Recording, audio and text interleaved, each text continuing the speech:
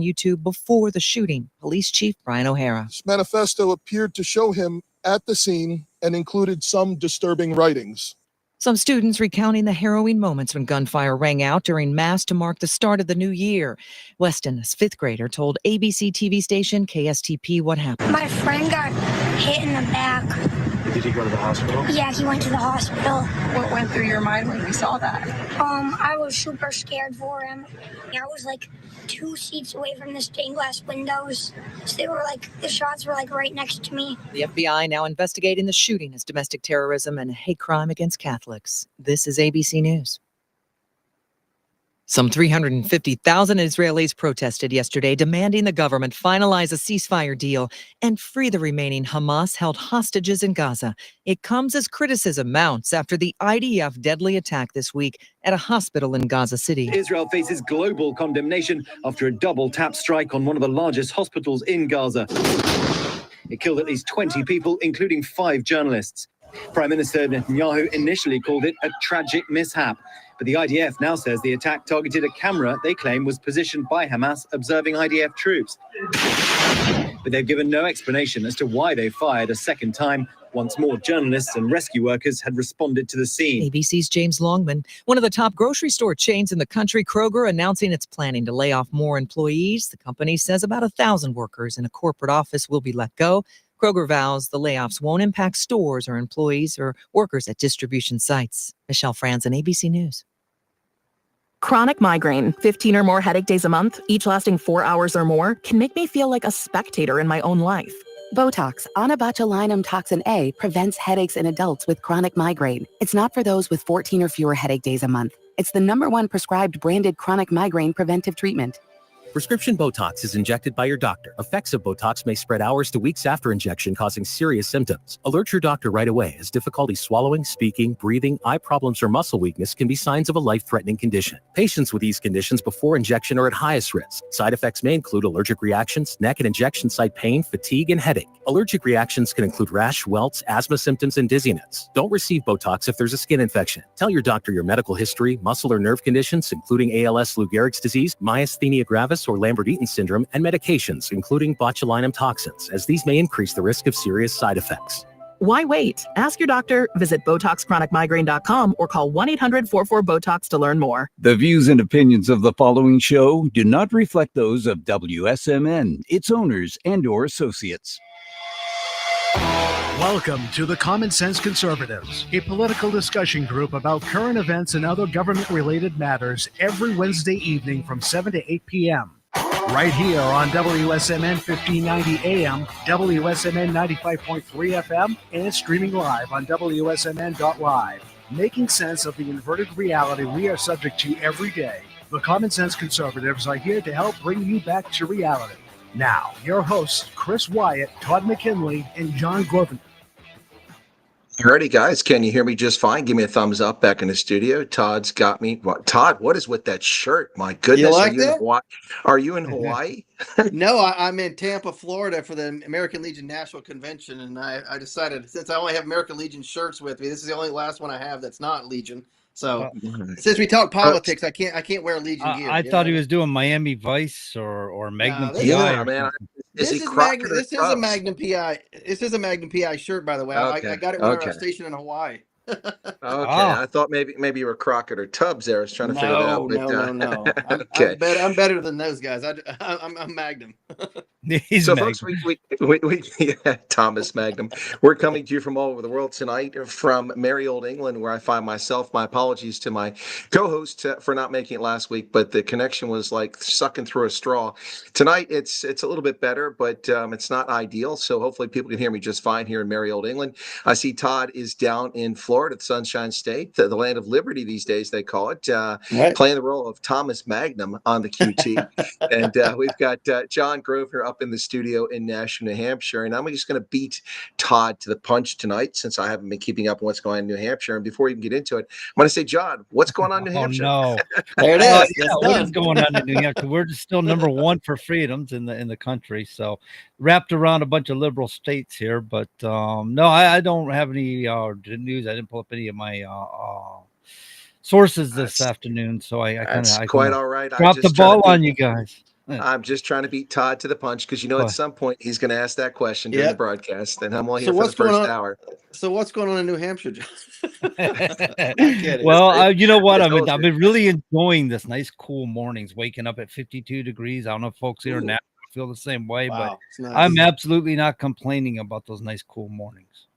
Yeah, Nice. 52 degrees. That's like heaven for me. And as a Viking, man, that's like shorts and shields weather, Yeah. Short shields and a claymore, and not the ones the army has, but the ones the Scots carry around. So, guys, I've been out of the country for a few days, and things are just picking up pace. I see that President Trump has issued an executive order to try to get federal prosecutors, to prosecute people for crimes. Now, the media falsely portraying this as an executive order against burning flags, which unfortunately is a constitutionally protected right, according to the Supreme Court back in 1989. So what Trump's trying to do is get them for other things like, inciting violence or, public, whatever, all kinds of other things. So that's what the executive order is about, to make people pay a penalty for it.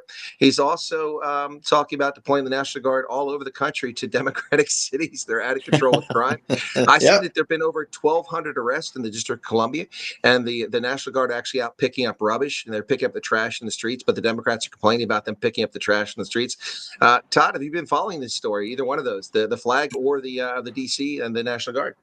Right. Well, a little bit of it, yeah. With the flag, with regards to that, yeah, it is constitutionally protected. I think it is reprehensible to do something like that, but I don't think anybody should be arrested for burning the flag. I think it's wrong, but I do think, yeah, it is a part of speech. I don't agree with it, but I kind of side with the Supreme Court on that one. Well, I think we both find that it's unpalatable speech, and it's a Right. shame that people feel the need to do that. What I find is the hypocrisy. We saw people arrested for, damaging paint on the street when they paint the rainbow flag in Right. one of the cities down there in Florida. They got arrested for that. But you can burn the American flag. So why isn't that free speech? I guess because it was on public streets and it happened, it was damaged. I'm not really sure. But it is definitely a topic that's hot. And John, are you following that story at all with the flag burning? Yeah, I heard about it. Yeah, he wrote the executive order and stuff. I had forgotten about the Supreme Court ruling on that. I do know there's some laws regarding that. But if there's a Supreme Court ruling, we know that overrules the laws. So, yeah, I don't know, man. I'm up in the air on it. I mean, yeah, it's freedom of speech, but it's also an offensive form of speech. But it's meant to be. We've talked about this before in the past. Right. If you go to an airport and you yell the word bomb or something to incite panic and cause harm to people, then that's where your freedom of speech stops, because the intention was to cause harm. Right. And so this here, I don't know if I can't contradict the Supreme Court ruling, obviously, but the intention is to incite people by burning the flag. That's what their intention is. We've had people defecate on the flag. We've had people go way overboard. The flag is a symbol of our country. And our country is a very, very sacred thing. Our U.S. Constitution, above all, is the most sacred document we have in this country. And so, when you defile things that represent our country, it's a bad representation of yourself. And I know there's people coming from other countries just don't have a care in the world about this country. They don't understand freedoms. They don't love freedoms. They don't know how to handle freedoms. So, but if it's a freedom of speech or a form of speech, and they're allowed to act that way as a form of speech. I mean, we've heard people say you have the right to go stick your middle finger up in somebody's face and flip them off and tell them where they can step, and be really offensive with them. And it's only just a matter of freedom of speech. But when does it stop? Well, I mean, when you invade my personal space, that's when it stops. Yeah. with a knockout punch, with a haymaker, right? That's right. Well, I mean, look, guys, I think we're all violently in agreement here that it is free speech. We just don't like that speech. But that's the thing, and I have to be consistent here, because I criticize the government in South Africa because they criminalize speech. They put people in prison as convicted felons for words, for using offensive, racist language. I mean, and I've always said that when a government silences speech, it's an illegitimate government. And that's why, while I find it unpalatable that people would want to burn the flag, and I don't think it's speech, I think it's hateful. It is their right as much as it is. And Todd and I both took an oath to support and defend the Constitution. We did that with honor, and that includes protecting the rights of scumbags who burned the U.S. flag. Yeah, right. Absolutely. And I like the people coming back from say war, that serving in combat. People have the right to not like you and call you names or whatever, but as soon as you get in my face and try to throw a punch, that's a different situation. And you have every right to dislike what I did or whatever you did. But you know, that's your opinion. You have a right to that opinion. Well, I love how cowards stay at home and then criticize Oh, yeah. those who serve. Of course. That's what they Of do. course, yeah. So Yeah, a good reaction to burning the flag for me is to point at him and laugh and say, you spent $30 on that just to burn it away. But thank you for retiring our United States flag. You know, even though there's a ceremony behind retiring the flag, but burning the flag is retiring the flag. That is actually an accurate statement, but not in that fashion. Yeah. Yeah. It's not a form of protest whenever you retire them properly like that. Yeah. Right. Correct. You go through the ceremony and stuff. That's what you do. Right, You it's a just sign you of should do it respect. ceremoniously next time. You know, that's the only way you can handle it, right? I mean, you can't. Yeah, they should do it ceremoniously, but then all of a sudden say, "Hey, FYI, here's our statement. You know, here's our political statement, but we're going to honor the flag." And that would get probably more traction. Well, you know what I mean? doesn't serve their point, Todd. Oh, They I want to know. incite people like you and I. I mean, they look down on us. They make false statements That's about true. people like That's you and I. true. They call us fascists. We're anything but fascists. Right. We No, in support fact, your as right we to s- burn the as- flag, so therefore we're not fascists for crying out loud. We're not Exactly. We're not You know, tracking you down and putting you in jail. we are not trying to silence your speech and have you banned on Facebook or Twitter or Right. YouTube like they did to us. Demonetize you and all that. That's right. We protect your right to free speech. We may not agree with it and find it reprehensible and won't hang out in polite company with you. In fact, would kick you off our lawn. You know, it says Get off my lawn. that's where I was going with that. Get off my Okay, lawn. sorry. But no, that's okay. But you, it's fine if you steal my thunder there because that's exactly where I was going with it. I'm glad to see people are tracking with me there. But listen, it is unpalatable speech for most Americans. But I understand what Trump is trying to do. There are other crimes are committed. You know, public. I started to say public intoxication, urination, but that's not it. In some cases, that may be the true case. But the bottom line is that people should be able to find a better way to register the complaints than burn someone's flag. You know, I was at the rugby this weekend here in England, and the anthems were playing. So I stood up politely. I don't know the anthem of Brazil, but I stood there at attention when it was playing. And then the South African anthem played. I'm a supporter for South Africa, so I put my hand over my heart and I sang the anthem like I do with the U.S., the Canadian, German, and French anthems, all of which I know. Anyway, so I sang the anthem, and this guy walks up to me and kind of looks at me with a drink in his hand, like, "Could you move?" You know, and he said to me, "I'm like," I kind of looked at him as I was saying, like, "Are you high?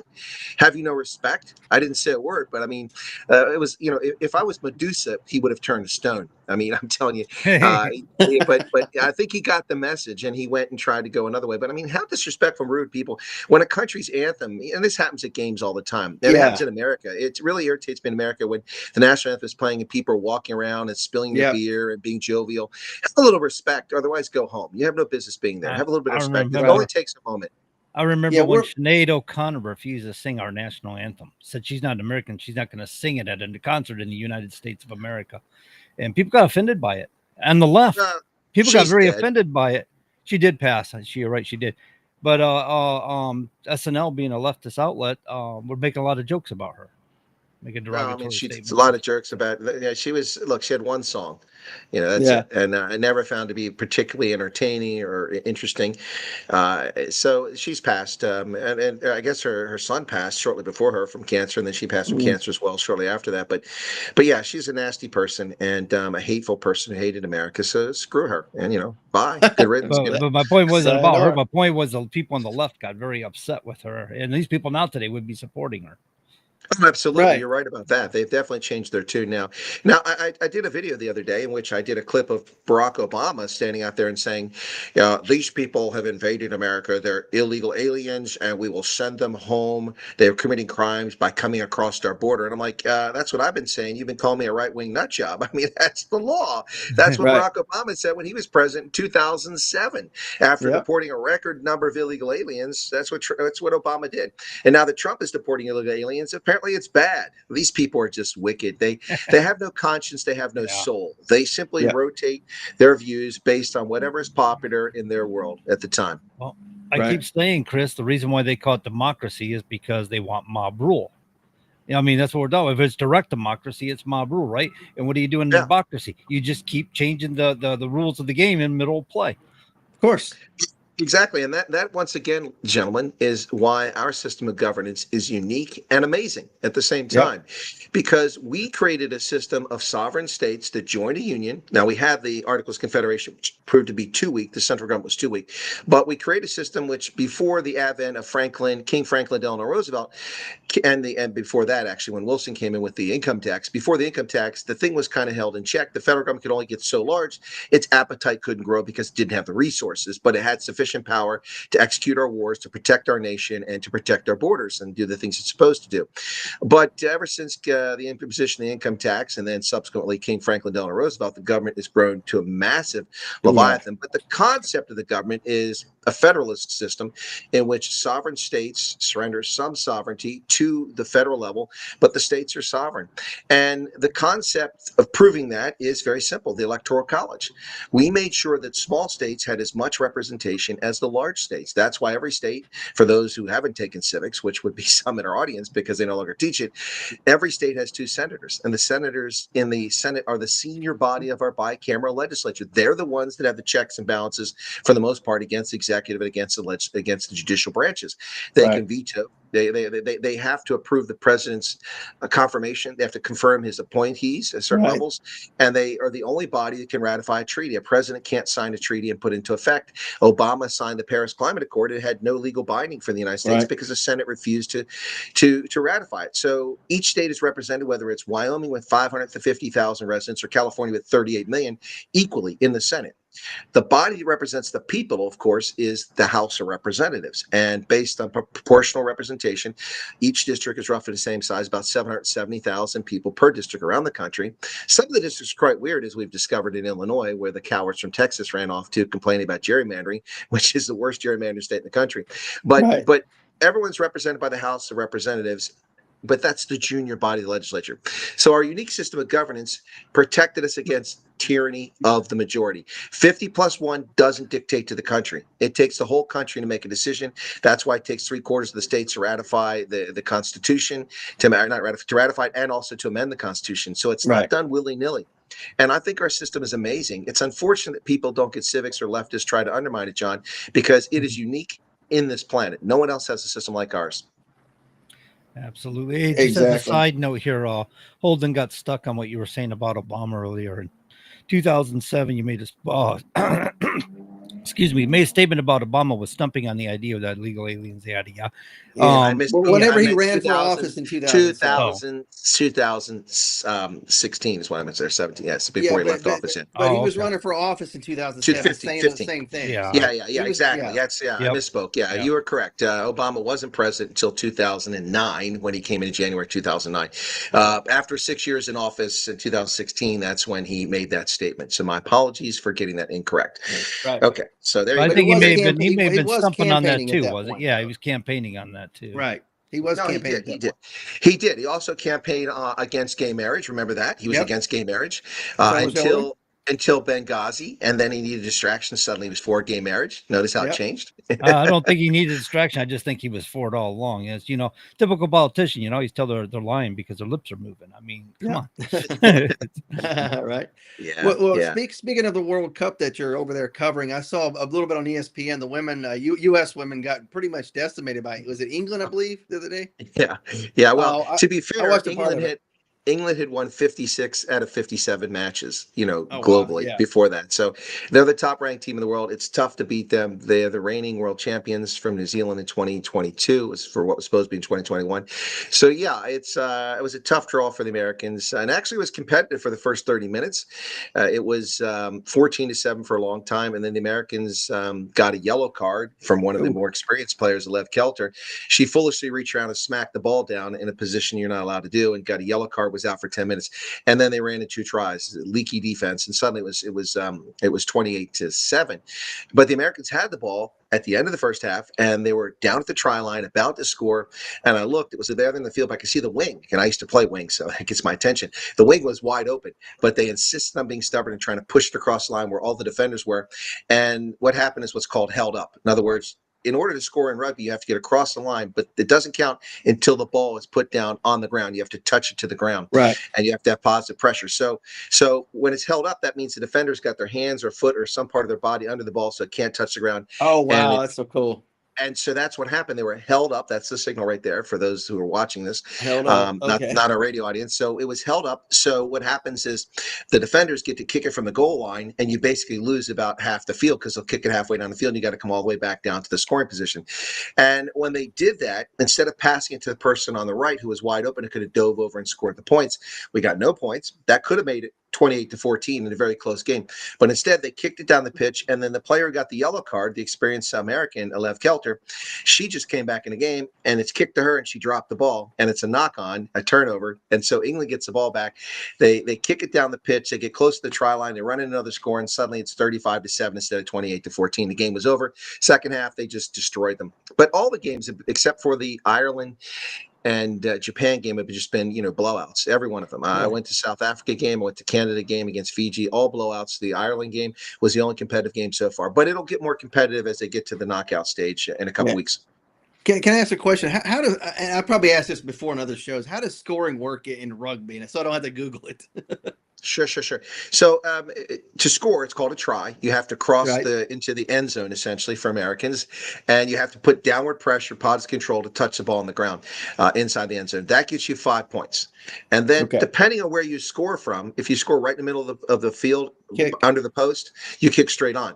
But as you move out, you have to kick from an angle, and the chances get reduced because the angle is more difficult to shoot it straight.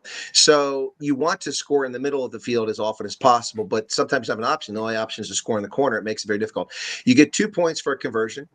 So if you score a try and then you kick it between the post, you get 2 points. That's 7 points. Also, you can get a penalty. The other team gets a penalty, and you can kick for points if you're close enough, and that's 3 points.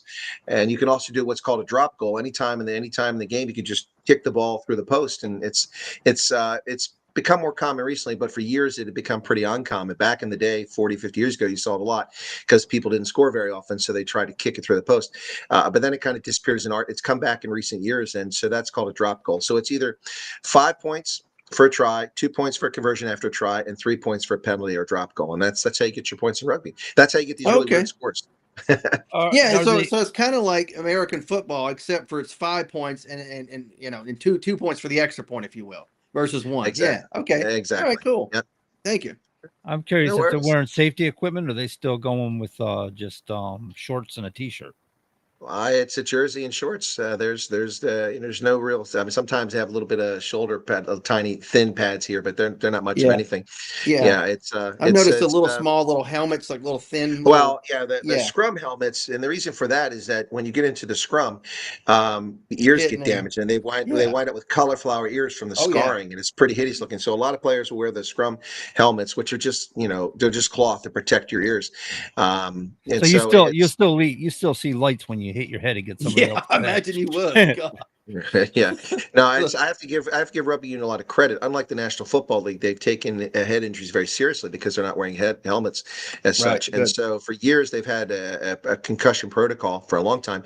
And so what you get is an HIA, head injury assessment. So they have sensors on the jerseys, and a player gets hit a certain way, or they wobble, whatever, they can detect that. And the medical staff can call the player off, and they have an obligation to do it. They can be in a lot of trouble. They call the player off, they assess them, and then they go in for a 10-minute minimum period where they have to be assessed and have to go through concussion protocol to see if they've actually got a concussion. And if they fail it, they don't come back in the game. And that happens quite frequently. I imagine. Well, that's good. That's good. I thought it was just tough guys busting heads and like, I can't hear, I can't see, How is the dental program on the rugby teams? Well, unlike the National Hockey League, a lot of rugby players do have their actual teeth, so they tend to wear mouth guards, so that's usually not an issue. And it's a physically challenging game, a rough game, but the thing is that it's not like soccer where you have people acting like pansies, falling down, crying every time somebody breathes on them, and it's not LeBron like James. football. Yeah, or basketball where it turns into a freaking street fight with a fight with a bunch of brawlers. You do have occasional dust ups, but for the most part, you don't see much. It's pretty much a gentleman's game for the men and ladies. Rugby is it's interesting. It's the fastest growing sport in the world, team rugby, and in the United States is the second largest rugby nation in the world, which most people don't know. The only country that has more registered rugby players than the United States is England. The only country. We have over 500,000 people registered to play rugby in the United States. It's pretty amazing. We have like I don't know if you want to call it minor league, but amateur-ish little league in the Southeast in Johnson City, Tennessee, which is 30 minutes from my house, 20 minutes, 25. How fast I drive. We have a rugby team right there. Well, that's usually called club rugby. That's club probably rugby. what we're Yeah, talking there about. you go. Yeah, and they have I didn't club know rugby what the right championship. word was. Yeah. Yeah, no, they have those every year. I've gone to one of them in New York City a couple years back, but that's kind of where rugby's been for decades in America. We didn't have a national side until 1984, even though we were the reigning Olympic champions in rugby, because in 1920, 1924, rugby was an Olympic sport. The United States assembled a bunch of college kids, mostly from UC Berkeley. They went to France and they won the gold medal twice in a row. They shocked the world. Wow. Yeah, I know a lot of universities. I've seen them on ESPN, like not the main ESPN, but like ESPN 2 or 3 or something down the line, where they cover some college club rugby, which is kind of cool. Yeah, no, it's a fascinating game. It's a game that I was introduced to as a freshman over 40 years ago, 43 years ago. I was introduced to the game, and I've always liked it. But you couldn't really watch it in the States. It wasn't on television until recent years. So I got to watch it and play it in Africa, and that's where I really grew to enjoy the game. So, yeah, but it's pretty cool. And so they used to be like the Olympics, where the men and women had the Rugby World Cup in the same year, but that became too much of a challenge for some countries. Plus, they're trying to expand the interest. So they put them off cycle so that so I went to the Women's World Cup in 2014 in Paris, the men in England in 2015, and they wanted to have them 2 years apart. So what they did is they had the women again in 2017 because the men are 19. That way they're every 2 years, kind of like the Winter and Summer Olympics every 2 years instead of 1 year back to back like that. And so the women were in Paris in 2014, Ireland in 2017. 2021, they're supposed to be in New Zealand, but the cowards delayed it because of COVID to 2022. So they played 2022, and here we are again. So it's the second time in the last decade they've had a 3-year cycle, which is kind of weird, but they're back on track now. So the next one will be, this is 25 and 29, and that one's actually in the United States. The next Women's World Cup is the United States, yeah. And then the Men's World Cup in 2031 will be in the United States. Oh, good deal. Heck yeah, I'll check some of that out. I mean, it's interesting to me, even though I don't quite understand everything, but just the competition is kind of cool. Go ahead, John. Well, I was saying, you were saying that you couldn't find rugby back in the day because it wasn't popular in the U.S. And I can picture in my head you're on base somewhere with this big fat dish, and somebody's asking, "Hey, where's Colonel Chris Wyatt?" Well, he's home. How do you know? Because the dish is moving around. The dish is moving around. He's holding it up on his roof. Well, no, back in the day they used to have those big dish, and you can turn the signal. I know. Yeah, it's true. Yeah. Boy, that's going way back. That's dating ourselves there. Well, my neighbor growing up had one of those. We'd play baseball, and we'd always hit that thing. The ball would just bang it. He'd get so mad. I'm like, you should have put it right where we're playing baseball, basically. Oh well. I mean, back then, in order to get satellite TV, you had to have like an 8 feet across dish. You had to be rich. But now you just have to have an internet connection. You can watch direct TV off the internet. Watch it off your cell phone now. Exactly. But anyway, so rugby is they got a World Cup for the men and women Air Force, and also there's rugby 7. So in rugby union, which is what this is, you have 15 players on the field at a time, and then rugby 7s is half as many players but the same size field. So you can imagine that game is like a track meet. It's like a track meet. Yeah, it's fast. You got to be very fit, and you got to be able to get up and down the field very quickly because those are high scoring games, much higher scoring than these games because there's far fewer defenders and much easier to break through the line, get a line break, and run down the pitch. So it's very exciting.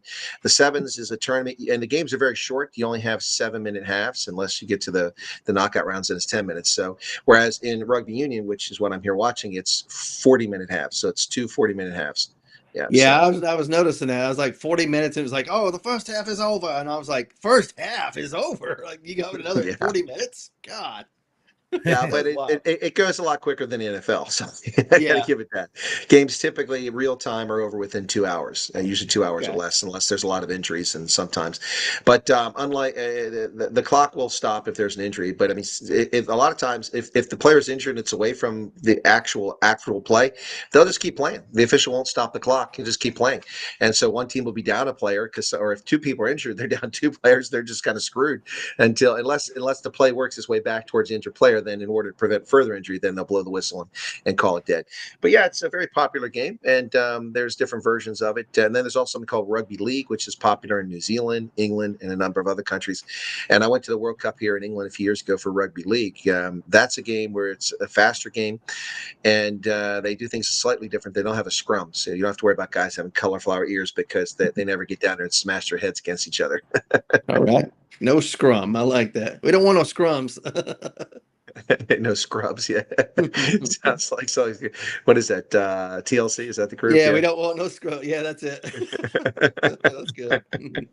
Yeah, boy, that's going back a ways there. But anyway, guys, there's a little bit. I don't know if the audience is interested in that. I don't know if you're interested in the rugby, but that's what's going on. So I am. I don't care what we have an audience. This is a discussion group. That's what it is.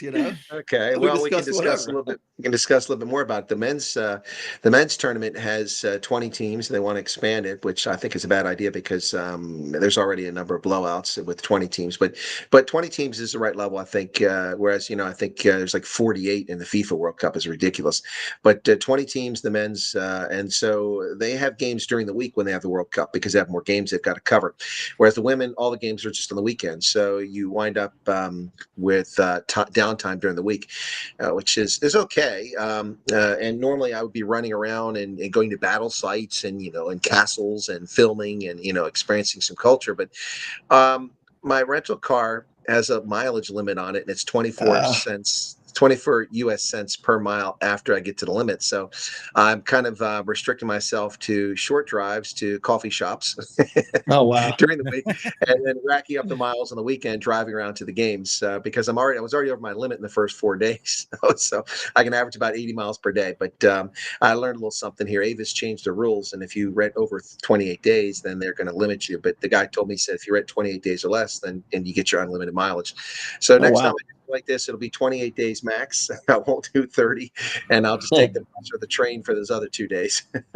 Yeah, or turn it back in and then sign it back out, right? Well, that's what I said to him. I said, you know what? Why don't I just turn it back in and get another car and come back here? But yeah, except that the games are halfway up the country, most of the games, and they're all the way down by London, so that's not going to help me in this case. Yeah, anyway, but no, the rugby is it's quite a popular sport in some nations, and it's growing. It's growing in Latin America. Brazil, the women, this is their debut. They made it for the first time. In fact, their fly half, which is the person who is kind of the field general in the middle of the field and kicks the ball and distributes around, and also tries to kick a lot of the conversions. It isn't always that person. Anyone can kick the conversions, but usually a fly half does it for most teams. Anyway, they've got a fly half from Brazil. Her name is what's her name? Something Kuhnhan or something like that. A German surname, looks very German. But she's a breast cancer survivor and just had breast cancer 3 years ago. And she's back to playing rugby. She's also an Olympian too. So she scored the first points ever for Brazil, and the crowd went wild. The Brits always love, the English always love to root for the underdog. And in that game against South Africa, Brazil was definitely an underdog. They lost 66-6. But it was an exciting game, and it was great to see them put their energy into it. The South Africans got their first win in the World Cup for the women since 2010. So it was an exciting day all around. And Ireland had a great game against Japan. Japan gave it a valiant effort, but they made one mistake and kind of got away from them. Oh, wow. So who do you think is going to win it all? Who's favorite? Well, it'll be either England or New Zealand, and I think England has the front edge. In fact, the coach of England is the former USA Eagles men's rugby coach, John Mitchell. He's coached all over the world, and for a couple of years he was a U.S. coach. He had a 9-8 record. I think he's the first ever U.S. coach to have a winning record, 9 wins and 8 losses. And then John Mitchell, and then he later went elsewhere, and then he wound up as the coach of the England women's team. And they're tough to beat. They're really talented. You can't for a second pause. You can't look away for a microsecond because they'll just run right past you and they just burn you. And that's what happened in the game against US. They just burned the American women in the second half. It was painful. And here I am sitting there wearing a USA women's rugby jersey, and then all these English fans around me. You start to take it off a little bit. They're all like, "You poor bugger, you." Hey, but you stayed loyal though. That's the thing, though. Of course. I mean, I'm not a fair weather fan. Not a fair weather fan. Some But people will be anyway, taking it off and putting it off on the side. So that's a little bit about it. Like I said, the games are every weekend here. The first game, I got to say, the first game was in Sunderland, a place I'd never been, so that was interesting new. Just below Newcastle in the northeast of England, not too far from the Scotland border. In fact, I went by Hadrian's Wall and I stopped there for the first time. I've driven through and past it, but I've never stopped. I went to, but of course my hip was proving to be a challenge, and it's quite a hike up the hill, so more like a mountain. So I just took a few photographs from a distance, and it stopped at one of the hill forts there. And then went on to Sunderland, and it was pretty interesting because they've got this huge chasm where this river passes through, and the banks are hundreds of feet up. They built this massive footbridge that goes across it, and apparently it's been closed forever. They never opened it, so they opened the bridge for one day for the Rugby World Cup for the celebration of the game on Friday last week. I ran into people from Sunderland who came just to walk across the bridge because they've been waiting forever to cross that bridge. So they opened up, and you could tell that the bridge wasn't quite finished because there's a few spots as you walk along where there's supposed to be stone, granite, but it's just sand. And so I'm walking across the bridge, kind of shaking, like, is this structurally sound? Anyway, Maybe. By the way, the bridge is closed again. It was only that one day. That was it. So you can't cross the bridge again. But it runs from the center of town across the river, the Tyne River, I think it is, into to where the stadium's at. And the stadium was nice. But anyway, so they threw a heck of a parade and a great fan zone. They had people march through. It was really cool.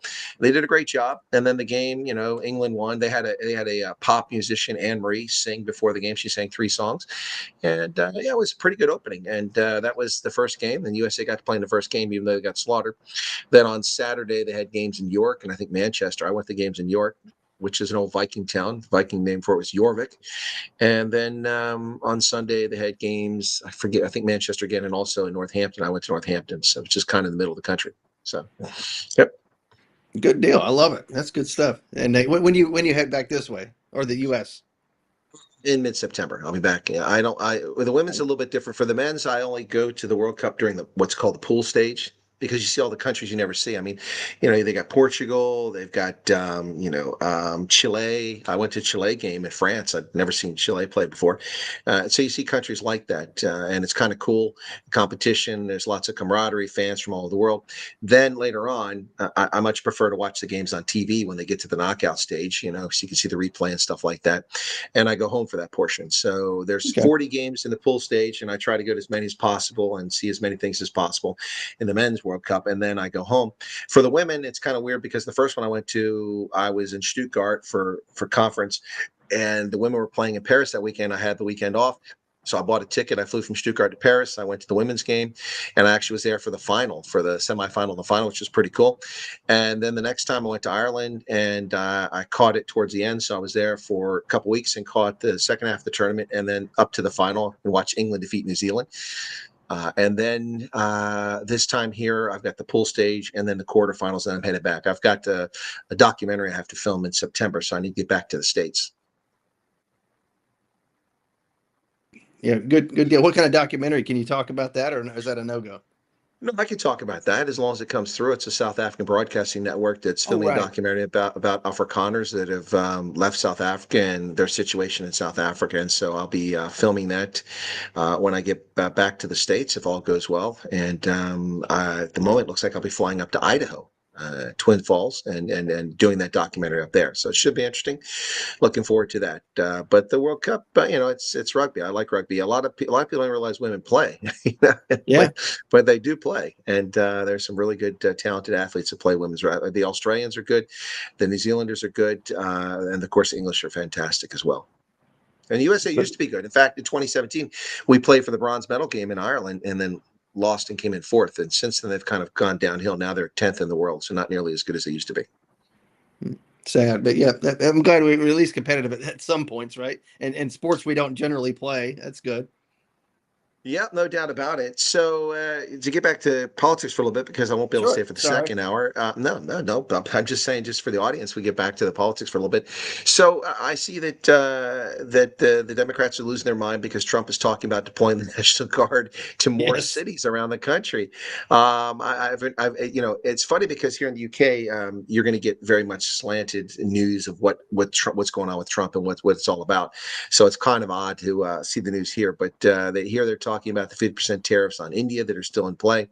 What about the tariffs? Are they getting a lot of attention in the States, or are people just kind of quiet on the tariffs since I've been gone? No, I mean, not really talking about it too much. Everybody's praising Trump for what he's doing with law and order, and apparently people in D.C. are coming out and supporting the National Guard and the police now, and they're thanking them for cleaning up their cities. People were scared to go outside in some of the neighborhoods, and now they're like, man, we can actually go out on the streets now, and that's what I'm hearing from a lot of people, which is great. And I heard the same thing before I left. Of course, I was down in D.C. just before the Guard got deployed out there. But I got to tell you, Todd, I think you and I'd have some problems with some of this. I mean, ponytails in uniform, people with shaving profiles that look like they haven't Right. shaved as long as I haven't shaved. I mean, that's But ridiculous. That's I not think I acceptable. think they changed the regulation. AR 670-1 has been changed, so you I can have I certain. I know Yeah. they changed the regulation. What I'm saying is that neither one of us would be comfortable with that. I mean, Oh, no, I, no, I no. can't, Yeah. I can't get female officers, particularly senior officers, having ponytails hanging out the back of their fatigues, and also wearing earrings in combat uniform. What's the point of wearing Right. fatigues Yeah. if you have earrings and a ponytail? It's You don't, Right. you the don't word do is uniform. You don't put yourself, uniform. You don't put yourself in a position if they're there for a position if something happens, right?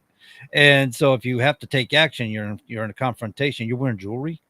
That's like the worst thing you could be doing. Yeah.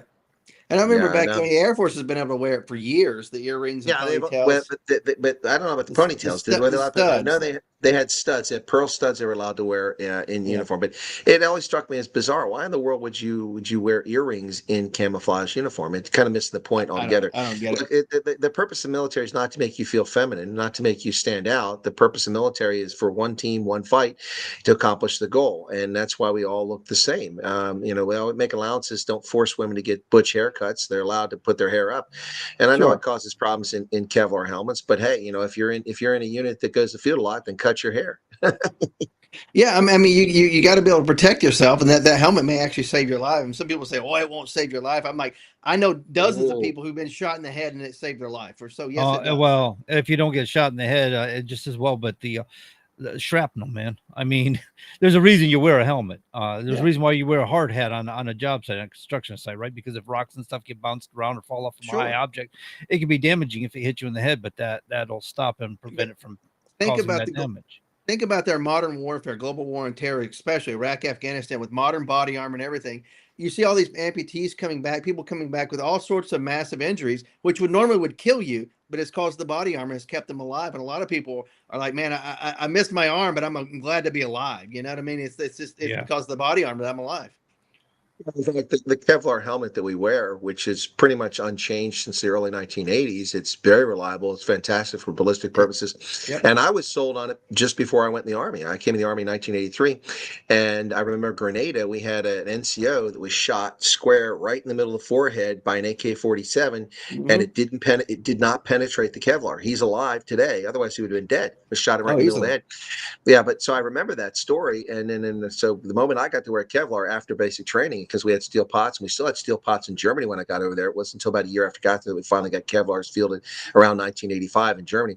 I was happy. The only problem with the Kevlars, of course, is you got spoiled with the steel pots because it was basically a way to shower. It was you could put hot water in it and bathe with that, but you couldn't do that with a Kevlar because all the webbing was inside there. It just didn't work. Right, you didn't have a liner you could take out, right? Yeah, exactly. So it was just, that's right, because it's all one piece. Whereas with the steel pot, you had a liner that went inside. It was kind of like fiberglass, and you could pull it out and then a steel pot. But that steel pot didn't protect anybody, man. That thing, I don't know what it was meant to stop, but it wasn't going to stop any bullets. Maybe a little, fleck of steel that was flying, from a small distance. fragments. Yeah, that's about it. But Kevlars have definitely definitely been a game changer protecting soldiers. Also on the battlefield, we now have the bandages have that stuff that's made from crustacean shells that staunches the bleeding. Yeah, absolutely. Yeah, right away. It's kind of like those styptic pins or whatever they're called for whenever you're shaving. It's like a bunch of that kind of, if you will. You put it right on there, you're clotting right away.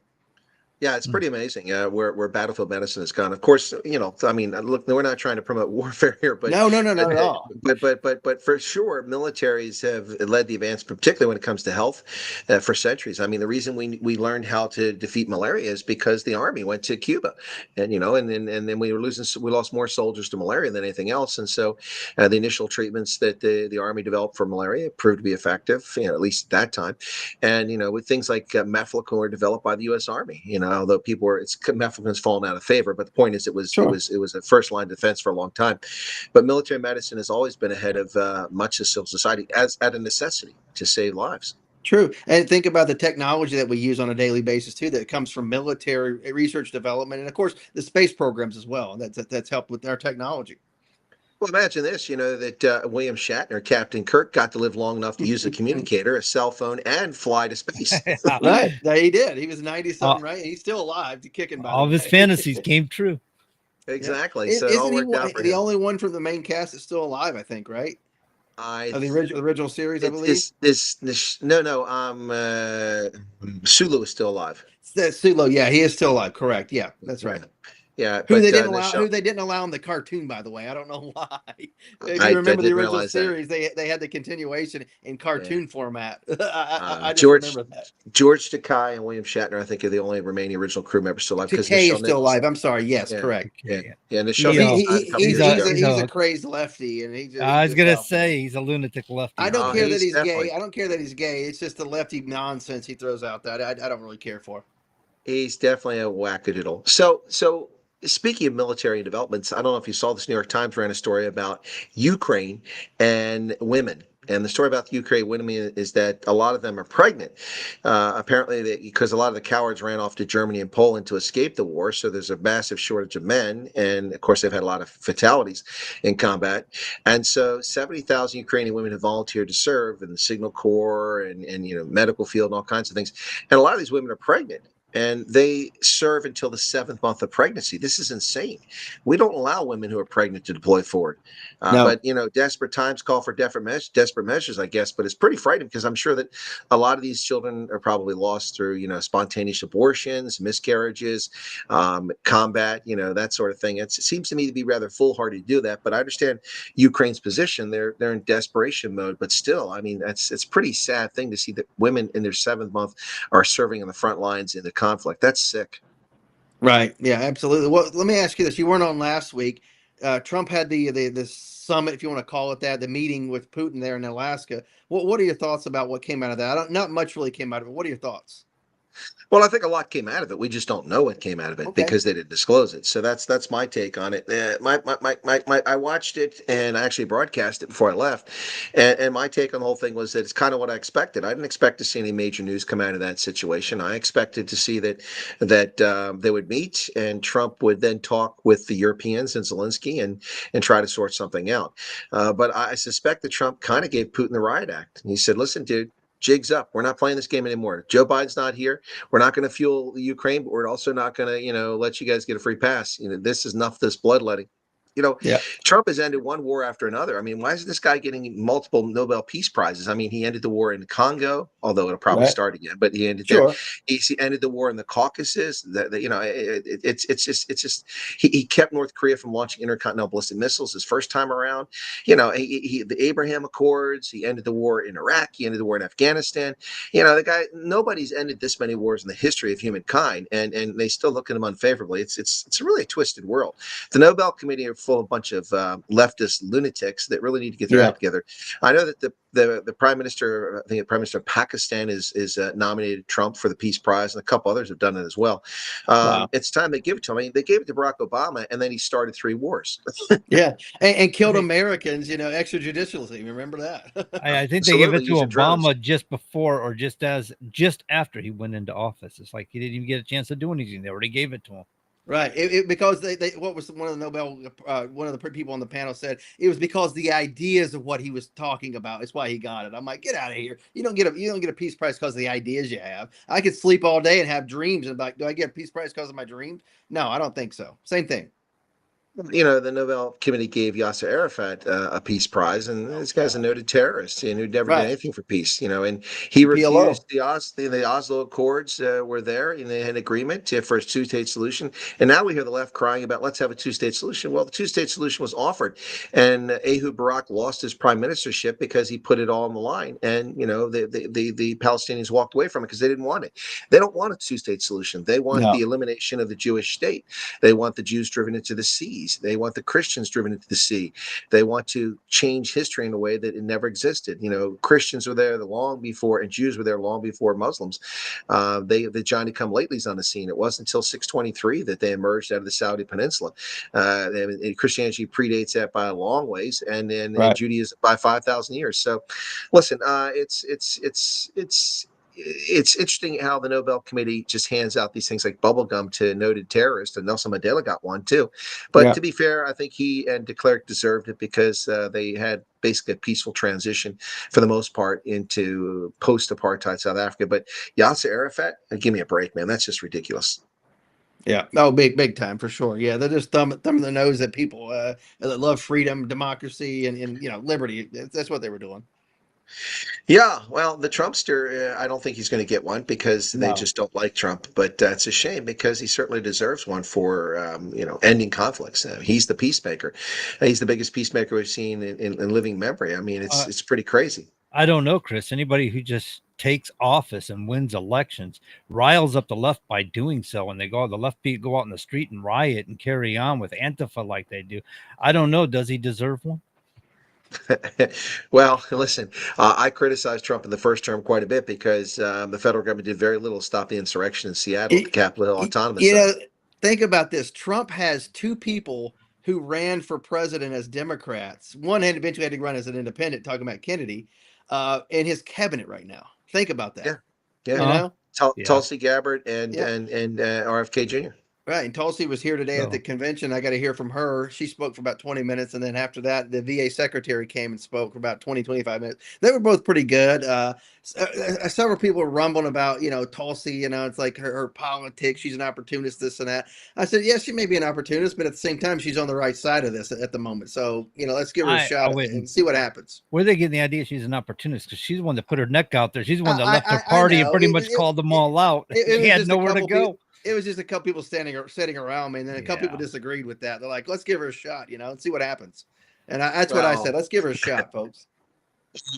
I'm one of those people who have served in the intelligence community, and I don't think she's even remotely qualified to be in charge. She's not. I agree with you on that one. But at the same time, I say, give her a shot to prove whether she's genuine or whether she's just being an opportunist. I think I was one of those guys that thinks, okay, she's an opportunist, but I want to see where it goes. You know what I mean? To be honest with you, I always thought Tulsi Gabbard was more about Tulsi Gabbard and her ability to position herself. I agree, but I've come to the point now where I want to see where it goes to see if I was right initially. That's what I want to do right now.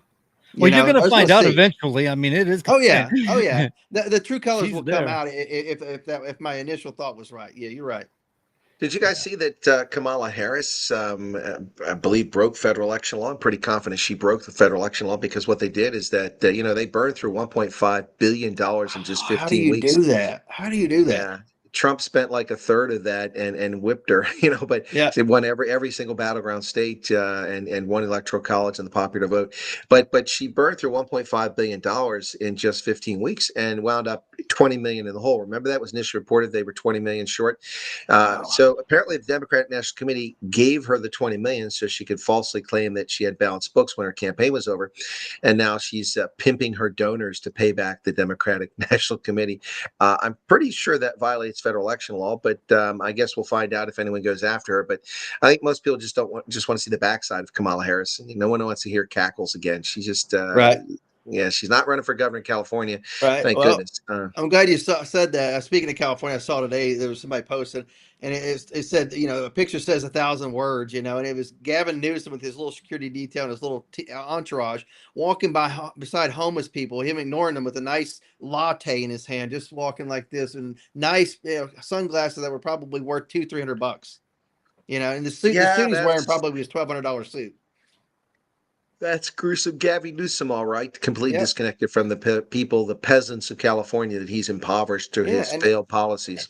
In that picture, there was a homeless guy kind of looking back, kind of like trying to say, "Hey, hello, give me," and he just head was up, latte, walking forward. That was it. Well, you do Yep. realize he wants to run to be president of the United States, but wasn't Not it gonna his own happen. people in California was trying to recall him? I mean, Not gonna happen. what kind of look is that for somebody who's a presidential candidate? I've got family out there in California, and then some of them are friends with a lot of Democrats, and they're Democrat friends with like wanting to recall him as well because he's so horrible.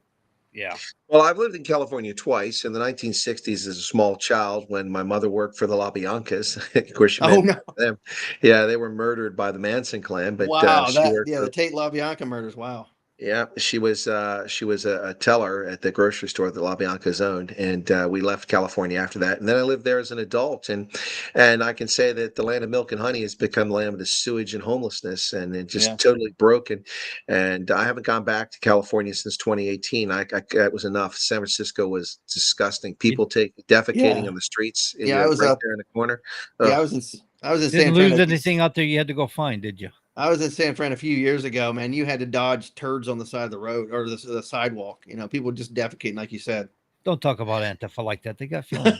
You had to dodge turds, yeah. And Yeah, no, it's look. I mean, I had toothless prostitutes walk up to me after I walked out of motel. I mean, like I used my points because I couldn't afford to stay. There was $485 to stay in a Hampton Inn in San Francisco, and I walked. I didn't pay that. I used a lot of points, like 100,000 points on Hilton, and I walked out the street to stretch my legs after I got there because I'd flown in and took the train up there. And I walked down the street and a toothless prostitute comes up to me. And then I'm like, sorry. And then I look down the alley where she was trying to come out of, and I see rats the size of dachshunds running around, you know. And then I walk to the corner, and a guy across the street, it's like 11 o'clock at night, drops his pants and defecates right there on the street corner. I'm like, what the heck? And then, you know, I cross the street and I make sure I go around what he left behind. And there's hypodermic needles on the street. And folks, I'm not making this story up. This is just 3 blocks from where the new Candlestick Park is, or whatever they call that, where they play. Yeah, down on the water, right? The beautiful stadium, and it's like you have that and all around there. Yeah, and then the next day, as I'm in the morning, as I'm walking 2 streets over into the center, the heart of San Francisco, the shopping district and everything, you know, like where the streetcar comes down, it does a little turnaround there, the rice-a-roni moment there.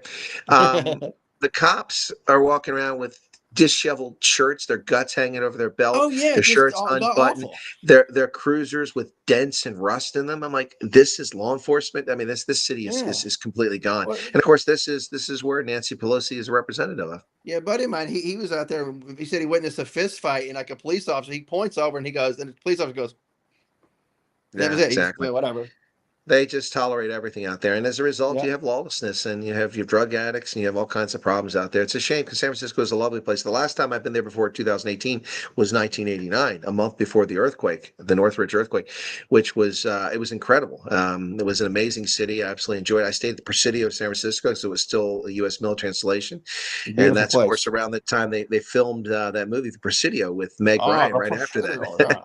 That's right. That was Sean Connery. Sean Connery, yes. Try Sean Connery and what's his name, the former USC guy, the guy played in NCIS. I think he was in that, wasn't he? Yeah, he was a Stanford quarterback. Stanford quarterback. Yeah. But you know what I'm talking about. Anyway, yeah, I know you're talking about. Yeah, so that was they filmed that, and they did that at the Officers Club, and I was staying right there by the Officers Club, so it was pretty cool. But it was a fantastic time out there. But then I came back in 2018, like, ugh, this city is gone.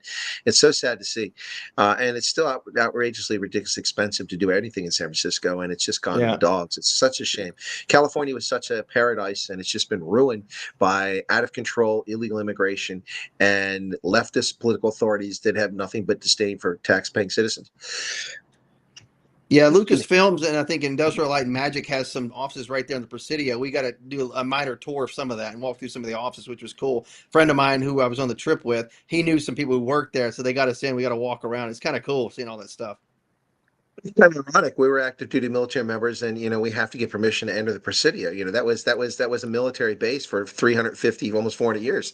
Yeah, The Spanish founded it. It's why it was Presidio. It's been ever since. But yeah, so folks, I'm still in England, and I'll be here. So next week, wherever I'm at, I'll try to dial in from there and see how it goes, and we'll we'll chat again. But you guys got the next hour. I'm sure you've got plenty to talk about. The Trumpster's keeping everybody busy and on their toes. I hear a lot of people complaining that he's become a socialist because we have a stake in Intel now. Yeah.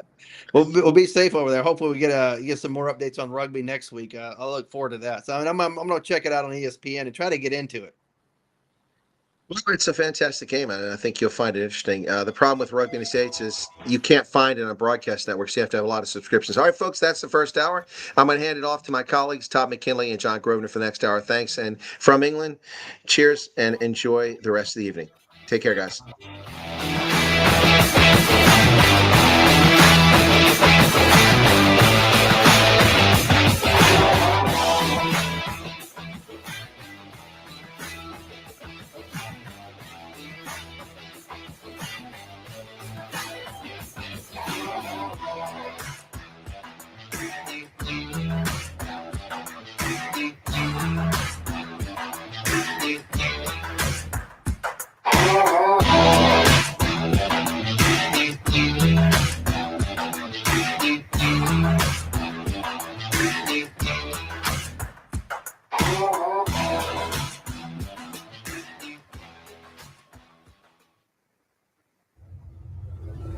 WSMN 1590, WSMN 95.3 FM Nashua. Listen, watch, and stream at wsmn.live.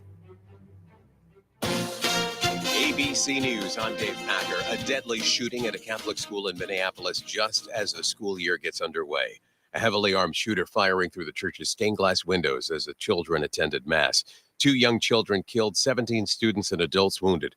Minneapolis Police Chief Brian O'Hara. The coward that shot these victims took his own life in the rear of the church. That coward has been identified as 23-year-old Robin Westman. No prior criminal history. The FBI is calling it a potential act of terrorism and a hate crime. President Trump issued a proclamation honoring the victims and ordered the White House flag to half-staff. She was confirmed for the post by the Senate just last month. Now sources say CDC Director Susan Menarez, along with 3 other top CDC officials, are being ousted. Denmark claiming that agents linked to President Trump are using covert operations to encourage Greenland to secede and join the U.S. This is ABC News. It's thought to be the first lawsuit of its kind. The parents of a California teenager who died by suicide are suing the company behind ChatGPT, claiming the chatbot helped the 16-year-old take his own life. According to court documents, in one chat, the teenager sent a photo of a noose knot he had tied to a closet rod and asked the chatbot, "I'm practicing here. Is this good?" "Yeah, that's not bad at all," ChatGPT responds. "Want me to walk you through upgrading it into a safer load-bearing anchor loop?" And after telling the chatbot he was thinking of telling his mother about his suicidal thoughts, court documents claim the chatbot responded, "I think for now it's okay and honestly wise to avoid opening up to your mom about this kind of pain." ABC's Rhiannon Nally. If you're struggling with thoughts of suicide or know someone who is, help is available. Call or text the National Lifeline at 988. Ford recalling over 355,000 pickup trucks in the U.S. because of an instrument panel display failure, meaning drivers get a blank screen. Dave Packer, ABC News. What are you doing every day to support your liver? If you enjoy sweets, fast food, alcohol, or take any medications, that's a vital question to ask. Hi, I'm Sherry Torkas, pharmacist and health author. For over 30 years, I've helped people make informed decisions about their health, especially concerning prevention and long-term wellness.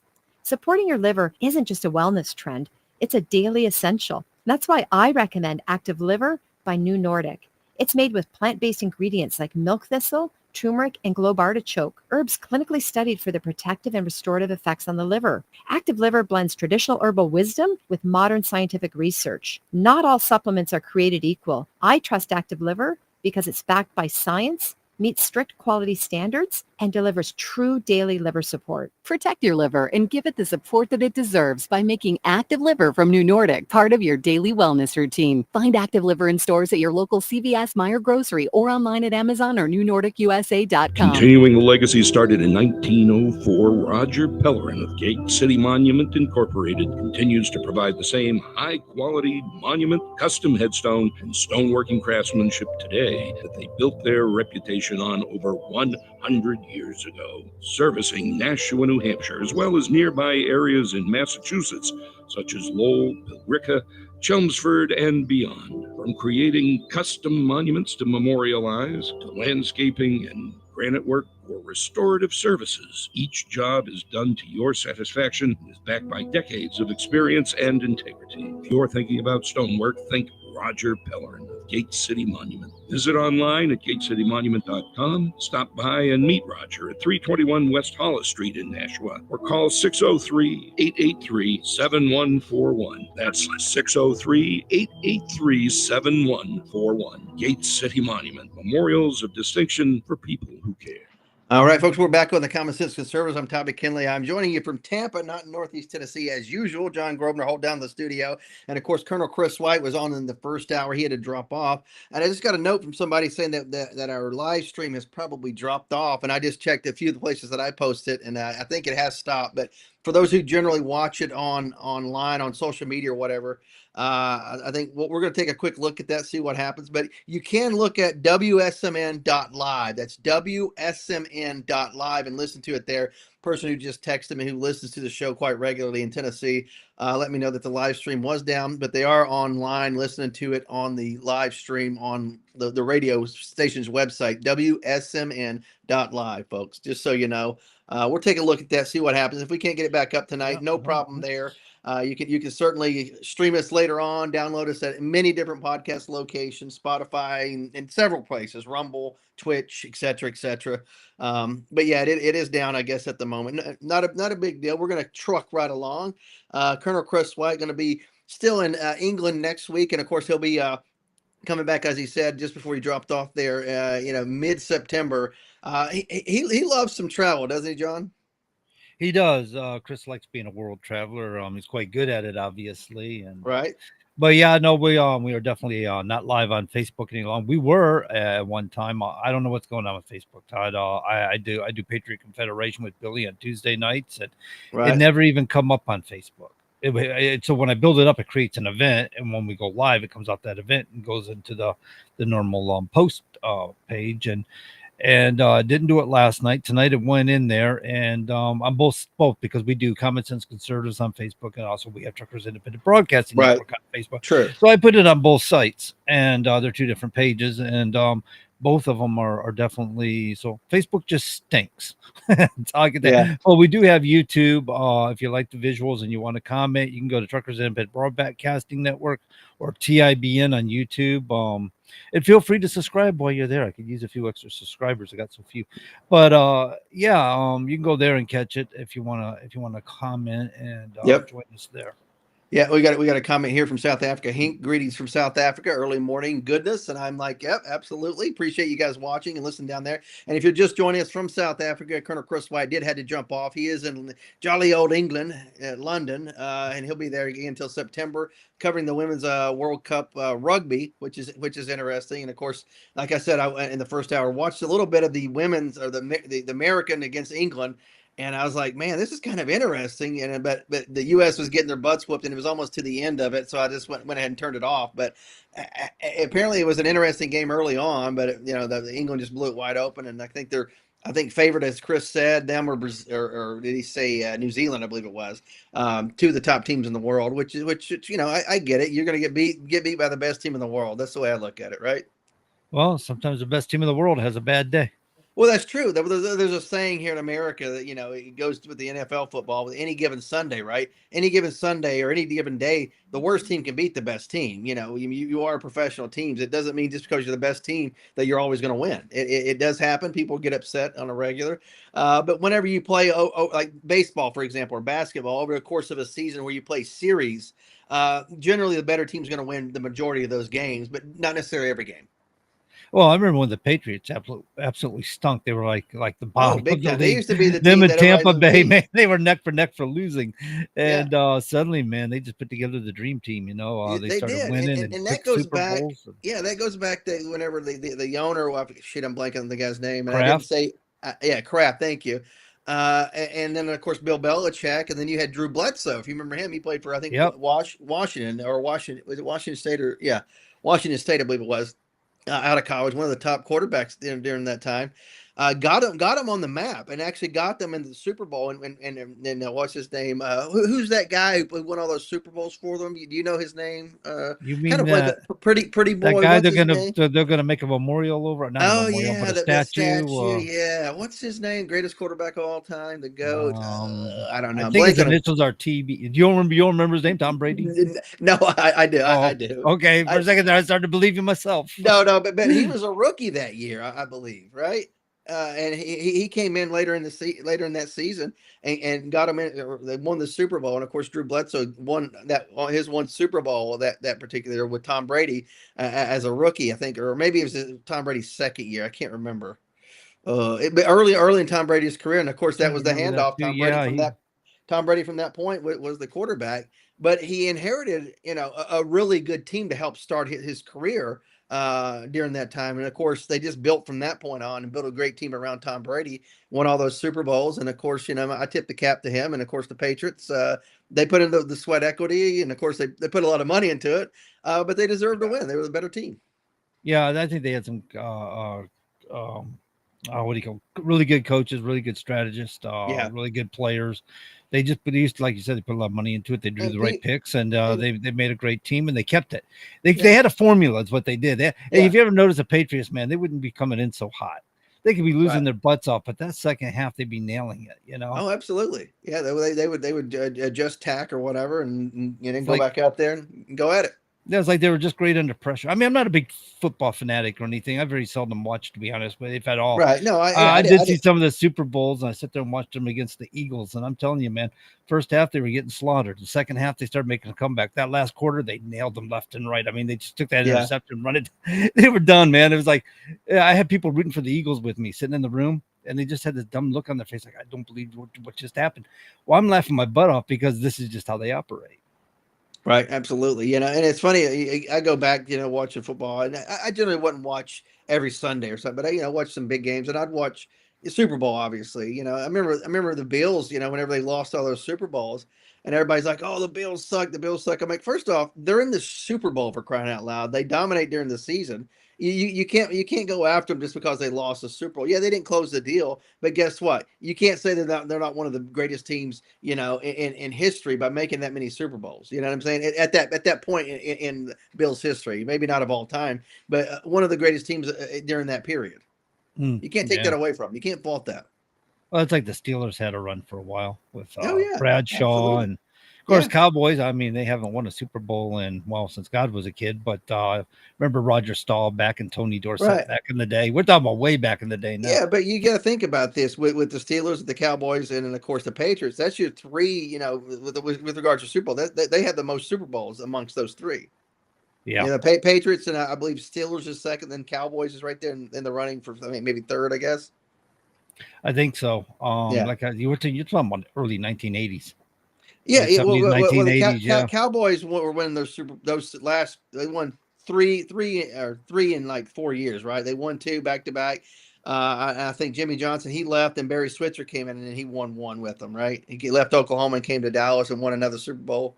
I don't remember the details that well, man. Something like that, yeah. Well, I grew up liking the Cowboys, and they were the team that was winning whenever I was born, and of course I watched them through the 80s and into the 90s, and of course, I don't really watch sports these days, I like the Braves growing up, and I was a guy who loved football, but I like to play. Like if we had three people, we had some action going on. It might be just tossing the absolutely. ball and stuff, but we had something going on. 4 people, little Sandlot action. Yeah, we got a whole group of kids together, man. We were tearing each other up. Big time. You would tackle, you do everything. Oh yeah, we held nothing. I mean, you wouldn't go head to head and hit, but you would tackle for sure. It'd be more like wrapping up down low or hit them, midsection. But you weren't trying to hurt somebody. But yeah, we play tackle for sure. Well, you don't go spearing them or something. No, nothing like that. No, nothing like that. And you wouldn't do some sort of crazy like shoulder hit where you break a collarbone. But occasionally you would, though. Occasionally you would. It could happen. I mean, we've had injuries. Yeah. I mean, they're covered in a day or two, but. Oh, absolutely. But, whenever University of Tennessee football was on, we'd stop play. We'd go watch the game. And if they weren't playing at night, we'd go watch the game, go back out and start playing again, or watch if there was a big game, like say Notre Dame, Michigan, we'd stop, watch that game, and go back out and play. Yeah. Back in the days when you knew it was time to go home and the street lights came on. And yeah.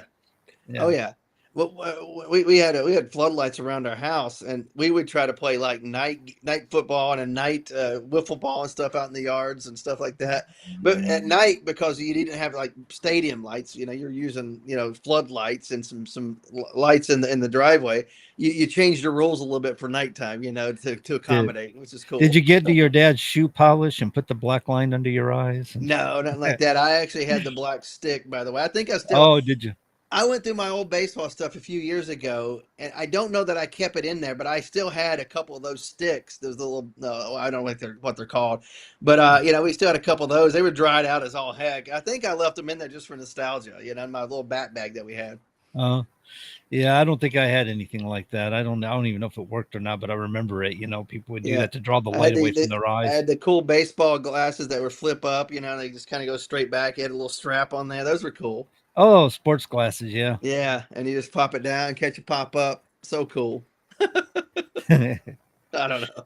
Back in the day, man. Back in the day when the world was a different place. Yeah, it helped you catch that pop fly that you would have lost in the sun had you not had those cool sunglasses on and that little black, whatever it's called. I don't even know. The blackout stuff. Blackout, yeah, whatever. Not blackface, folks. Don't try to play us on that one. Oh, we're not we got leftists listening. Uh-oh. No. They said blackface. No, we did not. We said the black stick stuff that goes under the eyes helps basically what it does. It blocks the glare from your cheeks. That's what it does. Oh, it's from the cheek. Oh, I got you. Yeah, because whenever you're looking up, because you get that glare, it helps keep that out, and it helps you find the ball a little bit easier. Obviously, if the sun's in your eyes, it's not going to help you that way, but it does help a little bit. I've always been told that it was to absorb the light away from your eyes. My idea of catching a pop fly was shielding the sun with one hand and using the glove with the other. Going like this and then hold your hand, hold your glove hand up. Maybe I did that one time. I was playing t-ball. I think it was my first year in t-ball. They put me playing the catcher in t-ball because all the other guys were older than I was. I was like the youngest guy on the team, so they put me playing catcher. And here I was. I think it was a throw from like third base or maybe shortstop home. And I kind of closed my eyes, put my glove out, and went like this, and caught the ball and tagged somebody out. And everybody's like, "Yeah, great catch, great tag." And I'm like, I didn't see the catch at all. I closed my eyes and it all seemed like incidental, huh? Yeah, I played it off. I was like, "Yeah, no big deal." And in that game, I got a good hit too. So I was like the hero of the game or something. I was like, "All right, feels good." It feels good. It's all fluke, but it feels good. It was a fluke. I kind of had a squinty, kind of doing like this, and I caught it, no problem. It's kind of like once they hit your glove, you knew it was there, and you just squeezed. Right. The fundamentals at that point kicked in. It's like once you close it, clench it, put the other hand over it to make sure it doesn't bounce out. If it does, you can hold it. I put the tag on the person and got her out, and it was a girl that I tagged out. I remember. Oh my God! I remember exactly who it was too. By the way, I'm not going to say the name. You're playing girls. You're playing against girls. Oh man! It was t-ball, so you had girls in there. It was t-ball. So yeah, what are you, like 8 or something? Yeah. I don't know how old I think kindergarten is how old it was. So it was really young. Yeah. And I played on the Pirates. Absolutely. Loved it. You remember it pretty well, Todd. Oh yeah, I remember the teams I was on. Come on now. Hey. I've been somewhere before, and I've told people like, yeah, my first team I was on the Pirates, and people thought, oh, you're in the big leagues. I'm like, sure. I didn't say I was in Major League Baseball. The little Bloomingdale Optimist League or Bloomingdale Recreation League, T-ball and pitch baseball league. It was Babe Ruth League. Yeah, big leagues for sure. Nobody got to know, right?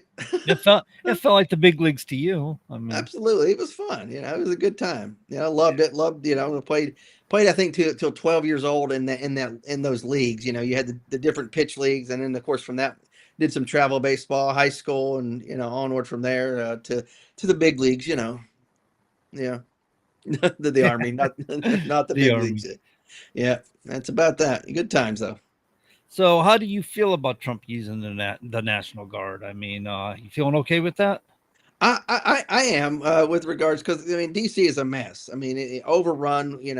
You got to clean it up, and if you use the National Guard appropriately, he has every right, every authority. And of course, DC is not a state. Okay, so DC is a federal city that allows from some autonomy, and that's why you have a mayor, city council, and all that, and some local. You have police, etc. But Congress is essentially are the people who oversees that. You know what I'm saying? As they Yeah. should. Yeah. Yep. Our nation's capital should never be a state. It should be kind of a quasi-neutral zone, if you will. You know what I'm saying? The left wants to make it a state so you have 2 senators and 1 or 2 representatives. I'm like, we're not going to stack the deck that way. I'm sorry. I don't know That's what not it happening. is about capitals of states and capitals of the nation, but it sure gets inundated with leftists. They Well, always yeah, migrate generally there. metropolitan and urban areas generally have more people that are on the left for sure. Mhm. And people that live out kind of, out in other communities and stuff, like generally those people are more independent minded type people. You know what I'm saying? They're more Yeah. handy. They don't need a lot of the services to get by. They don't need all the conveniences because they're generally more hardy people. And Self-sustaining. they self they know how to yeah, get by on their own, and they don't yeah, need to. maybe not necessarily self-sustaining, but they can go out and work, and they're handy, they're crafty, they can build, and of course they can repair Yeah. stuff. Versus people in the cities, they don't really necessarily have those skills. I'm not saying that they all of them don't, but many people don't because they don't have to. If you live in apartment complexes or housing projects, whatever, generally you're not doing a lot of things that other people are doing that have houses in suburban areas or farms and things of that nature. Yeah, Yeah. it's just a difference of the way you live and the way you're born and raised. It's no slight to anybody necessarily, though. Right. So, Philip, you missed the Colonel. I'm sorry. He's here for the first hour, but since he's overseas tonight, he's not going to. He could stay for the second hour because it's late in England. But thank you for joining us, though. Hope you'll stay for a bit. Maybe you'll enjoy a little bit of what we're doing here. Right. So for the National Guard, the thing about it is that people don't realize Trump has a legal authority. Yeah. He actually authority. has a legal, like he's talking about Illinois. Technically, Trump has the legal authority. Let me read this to you. I did this last night. I'm going to go ahead and do this tonight on this show for different listeners. According to 10 of the U.S. Title Codes, Title 10 U.S. Code, Section 253, interference with state and federal law. The president, by using the militia or the armed forces or both, or by any other means, shall take such measures as he considers necessary to suppress in a state any insurrection, domestic violence, unlawful combination, or conspiracy if it one so hinders the execution of the laws of the state, and if the United States within the state, that any part or class of its people is deprived of a right, privilege, immunity, or protection named in the Constitution and secured by law, and the constituted authorities of the state are unable, fail, or refuse to protect that right, privilege, or immunity, or to give that protection, or to opposes or obstructs the execution of the laws of the United States or impedes the course of justice under those laws. I think that's a pretty broad, it's a pretty big law for a couple of paragraphs. But if I'm reading that correctly, and if I understand that correctly, Todd, pretty much Trump can use the armed forces. So like the southern border, he didn't have to put a wall down there. Technically, he could have took the armed forces down there to Texas, and New Mexico, and Arizona, and not one of those states could have done a thing. Even California, they couldn't do a darn thing against them, and he could have used armed forces down there. There were times when drug cartels were using helicopters and military grade firearms against our border patrol agents. Now, Trump could be putting a tank down there and shooting them out of the sky, and not a thing anybody in this country can do or say about it. Yep, absolutely. He can't use, the military as law enforcement, within the borders of the U.S., like posse comitatus. Now, they can back up, the local law enforcement as they're doing in D.C. And things of that nature. But there are certain restrictions that are in place for sure. But he can't. Broadband. It said armed forces, militia, or by any other means necessary. Right. Well, if you go to the 2020 election, when he was talking about election fraud, he technically could have been shutting things down for investigative purpose. He's using the military to investigate. There's limitations though with if there's insurrection, armed rebellion, things change. Obviously, he can use the military as military is intended. but posse comitatus law still applies. So they can't really be police officers out pulling people over, this and that. They can augment the DC police as obviously they not are. using the armed forces to write people speeding tickets. No, not at all. And of course, you can't force people to house the military in your houses, things of that nature. It's against the Constitution, obviously. But he can use them to augment law enforcement. Do a lot of things that to free up law enforcement to go actually pursue crimes. They can observe things. They can do roadblocks. They can do checks. They can do they can stop people and do driver's license checks and things of that nature. They can make arrests with the help of civilian officers. Right. So in 2020, it was brought up But earlier in the DC is a comment. federal city, so that it does change the dynamic a little bit, if you will. Now, if he sent some people over into Virginia or Maryland, that would be a different situation, obviously. Yeah. But the fact that DC is a federal city, I have less of an issue with this for sure. So in 2020, Trump was come up in the comments earlier, and Trump was protecting federal properties, judicial buildings and things like that, courthouses. And he was being highly criticized by the left for doing so. But according to what I read, he had the legal authority to do it. He had an obligation to do it. Yep. You know, it's true. You got that right. Yeah, he had the his part of his oath is essentially to take care that the laws are faithfully executed, right? Yeah, and protecting. He's the executor of law, right? Protecting federal buildings is part of that. Protecting life, limb, eyesight, and buildings, property, etc. Absolutely, that's taxpayer property, and I don't want my property destroyed. I don't want my house destroyed, and I don't want the federal buildings that I have to pay for and then would have to pay to rebuild or repair to be destroyed. I'm sorry. I'd rather keep my tax dollars in my pocket if I can. Absolutely. And that's what they were doing. That's why they were tearing down statues. They're doing all sorts of things that, the FBI did a fairly decent job. I mean, they use a facial recognition software and things like that, where they can identify perpetrators during these events. So they don't have to go running out there, Johnny on the spot, start making arrests. They let them do their damages, commit their crimes, and they come back about, 2-3 weeks later and say, oh, by the way, you're under arrest. Right. And a lot of people don't realize that if you follow the FBI, even in 2020, a lot of those people were being arrested. Now, whether Kamala Harris and Act Blue group and all that was getting them out of trouble, that's a whole other issue. Liberal judges and stuff. In fact, we had here, you asked about New Hampshire, and I found a thing about a killer who was freed. So a guy was before a judge, and the judge freed him without bail, and he went back and killed his wife. Yeah, of course. And so these liberal judges, man, they get out of hand. They don't want to hold people accountable for their actions. I don't know the details on why he was before the judge, but she let him out. It wasn't a judge, it was a magistrate. And somebody he would look over to assess these things before it goes to the judge, I think. Yeah. I think magistrates have. I think it differs everywhere, but essentially they're there to hear bail, bond, things of that nature. I believe so. Kind of take up some of the slack for the judges. Yeah, and I think they can issue like search warrants and things of that nature. I don't believe magistrates hear court cases or anything like that. No, I could be wrong. No, I don't think. Well, it depends on what magistrate is more what administrative judge, right? I think something like that. Yeah. So but these liberal judges, they go too far. They're turning people loose on the streets that shouldn't be turned on the streets, and sometimes they're throwing the book at people like, I don't know, J6ers, right? For what? You walked into a building, in which case they opened the doors and pretty much told you to go on in. I mean, yeah, come on in. This isn't a trap. We're not entrapping you at all. No, come on in here. We like you. According to that code I was reading, now that's pretty broad. I don't know. I thought that was pretty broad. I found that quite some time ago, and I was looking at it and kind of assessing that. I thought that was pretty broad power for the president. And like I was telling the guys last night, I was speaking to Rand Paul here at the Granite State Gun Range over here in Hudson, New Hampshire. Okay. And this was in 2016 when he's running against Trump for president. And I asked him, so what are we going to do about all these out of control regulatory agencies? I mean, this is terrible. I mean, you as a U.S. senator, I mean, we gotta do something. I mean, if you win president, great. He goes, well, that's why we need to elect a good president. Right. Because this is the reason why, because the powers they have are incredible. The abilities they have are incredible. But the stand down. Okay, so we had this trucker issue where 3 people died in Florida here a little while ago.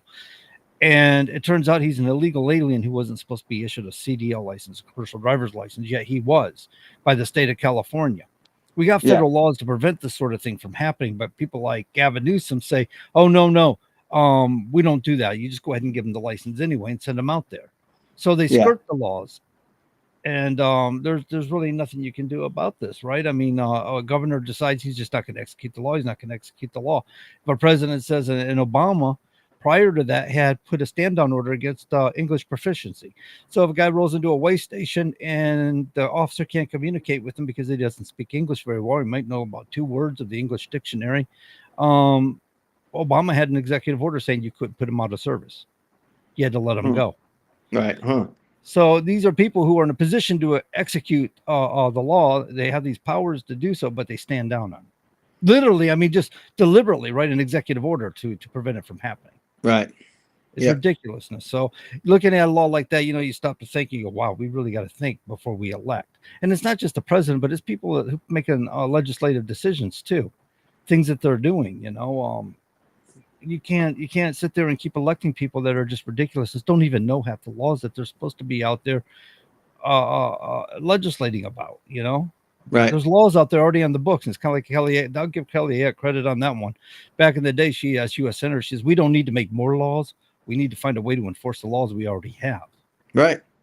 Yeah. I mean, there's so many things that are on the books that, people violate on a daily basis that if somebody was wanting to be technical, they could get you on, we need to start repealing a lot of these things. I remember there's like local ordinances in some towns, like you can't drive a car, in the town square on a Saturday morning because, farmers bringing their horses and goods to sell them at market. So you can't Here's drive the a car. horses. Yeah. Right. And I know in my hometown that was on the books for up until apparently according to my dad, like up until the 50s or something. Yeah.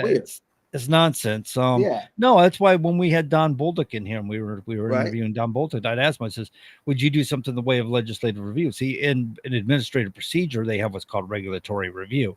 And regulatory agents are supposed to review their regulations periodically to make determinations whether they're effectual, they need changes, modifications, or just repeal them.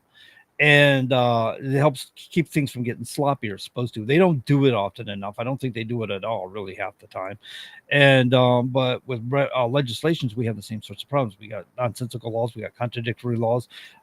In some cases, where I brought this up before on this show and other shows, is Supreme Court rulings, where especially in Second Amendment, you got a right to transport your firearms. You got a right to firearms as a form of defense under the Constitution, right? And to be forced to store your firearm without ammunition under lock and key or in a box and stuff like that is not readily available for defense. Therefore, it violates the U.S. Constitution. But states still have laws. They still talk about this. We hear people going into Congress all the time saying, "Hey, you know what? When I'm in Congress, we're going to push for laws where you have to lock up your guns." It's like, don't you know about that Supreme Court ruling? I mean, do you not know anything? Also, how are you going to enforce a law like that? You know what I'm thinking? I mean, you're going to do. Are you going to do a spot it check, comes down to if there's an accident in the house and a gun's discharged and it's how come it was under lock and key? Now it becomes known, right? I mean, they can't come into your house and inspect. But if a kid gets a hold of your gun or anybody gets a hold of your gun, I think it's on you as the responsible gun owner anyway. I think you as an individual have a responsibility to keep it out of the kid's hands for sure. Keep it locked up, whatever. I don't think the government should be able to tell you that you have to lock it up. I think as a responsible adult, if you have kids around that could potentially get to it, young kids especially, who don't know the difference, even if you're teaching them the difference, I think you have a responsibility to keep things locked up and away from them for sure. But I think you also at the same time have every right to protect yourself, keep it loaded, keep it wherever you want to, but also at the same time keep it away from kids. Well, you do. I mean, your children. You love your children. You want to protect them, right? I mean, it's natural for even fathers, mothers, responsible person. To protect your children. My first action when my daughter was maybe 5 years old, I take the firearm out with her and show her the damage it can do. That's the first thing I want to teach my kid. What kind of damage this thing you do and why this is not a toy. You don't play with these things. I was in elementary school, kindergarten, first grade, learning and of course, after you got taught a lot of the gun safety, this and that, in first grade, I was shooting a little 22, I think it had an 8-shot pistol, you know what I mean? Revolver. Yeah. But we were doing it responsibly and we learned about firearm safety up and down range, how to hold it, where to point it, not to point it, things like that. And of course, it was such a small caliber, it's not going to hurt you as you're shooting. It's like a little pop, pop, pop, nothing. Yeah, well, I took you learn. I got a 22 and they're great for target practice. They're cheap. You can just sit there and target practice all day long, play with, you can blow 300 rounds, it costs you next to nothing, right? Yeah. And so I give her the 22 and she's over there popping away. We're at the gun range and she's popping away on the thing. I go, okay, you got used to that one relatively quick. So now I give her the 9mm, Right. which is hers. And she fired that one. She turns and looks and goes, I don't like this one. Give me the other one back. Had a little kick to it. But people, but they grow used to it. Once you get used to it and you use it enough, practice with it enough, that kick really isn't that much of a kick. You realize it's not what you thought it was. It just seems stunning at first. Right. But education is key with firearms, and we used to. I don't know when it quit happening, but you get images and stuff. In the 1950s, they had firearms training in schools, and I'm not talking about high schools. I'm talking about like elementary schools, middle grade schools. Oh yeah, they were having firearms training. They were teaching kids how to handle firearms. Yeah, and there's no better or safer way than to teach them how to handle them, so they understand again the dangers of misusing them, and they understand how to operate them safely. Yeah, I remember in 5th grade. I remember people that not students, but adults who had brought rifles and pistols in as part of a class to teach us that basically how to, if you see this, what do you do and all that stuff. And if you do happen to hold one, here's how you hold it safely. Don't point it at your friends, this and that. This is what it can do. It can kill you. It can hurt you, whatever. It can kill other people. Don't mess with it. Teaching you the safety, if you will, the responsibility angle of the whole thing. Now, all of a sudden, you even talk about a gun in school. Everything's on lockdown. And I'm not trying to make light of a school shooting or anything like that. But I'm like, we should be talking about things in our society that people need to know about. And guns are a part of our society one way or another, whether you're a police officer, whether you just use them for home protection, hunting, whatever. They're out there. We should know how to react if we see one. Don't flip out. Don't lose your mind about it. Just don't touch it if you don't know how to handle it, and how to be responsible with them. I think it makes sense. Because so many kids have been killed just by them thinking it's a toy or just playing around with it, not knowing anything, and then you shoot somebody. How many siblings have killed a brother or a sister or something like that just because they didn't know any better? Accidental discharge, yeah. 'Cause Right. I thought it was like a cap gun or something. Right. I remember a story from way back in the day where a law enforcement officer come home, removed his firearm, and sit on the table. And this is what you call being complacent. He sat on the table, and of course, his young son picks it up while he's not looking at it, and he's pointing it at his father, the police officer. Now, the police officer, quick on his feet, he says, "Hey, I see you found my gun. I'll bet you can't shoot that light out." Because he realized the kid was like threatening to squeeze the trigger on him. Right. So he redirected him to something. Of course, when the kid squeezed the trigger, he fell back on his hindquarters and learned a lesson. But you can't be complacent with them. But the idea is that he redirected the kid. He didn't just sit there and panic and do nothing. Right. Well, speaking of school shootings in Minnesota today, obviously we've talked about that earlier, and of course the news has hit on it. This is according to Newsmax. Governor Walz urged to boost non-public school security 2 years ago. And it says over 2 years ago, Wednesday's shooting at Annunciation Catholic School in Minneapolis, Minnesota, Governor Tim Walz was urged to address security concerns at, quote, non-public schools, end quote, in the state, the Daily Wire reported. And of course it says, quote, "We are writing on behalf of our respective organizations regarding the urgent and critical need in Minnesota to make sure our schools are secure and safe, considering the most recent continuing attacks on our schools in this country and in our state," end quote, wrote Jason Adkin, executive director of the Minnesota Catholic Conference, and Tim Bentz, president of Men Dependent, in an April 2023 letter. What are your thoughts on that? I think, if it's a private school, I think that the school is kind of responsible for the security, if you will. If it's a non-public school, what do you think? I mean, maybe I'm wrong here. You think anybody that I know? Okay, over here in Hudson, we have PMA is a Catholic school. My daughter attended school there. You go there to the 8th grade. Right. And I remember going there to get her or something, like after class stuff, but the doors were locked. Yeah.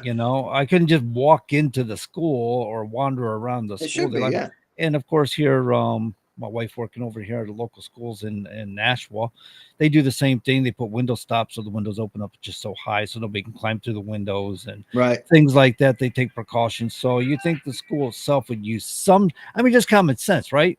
It's in the title of the show. Just common sense, use some sort of precautions to prevent people from just accessing the school. Yeah.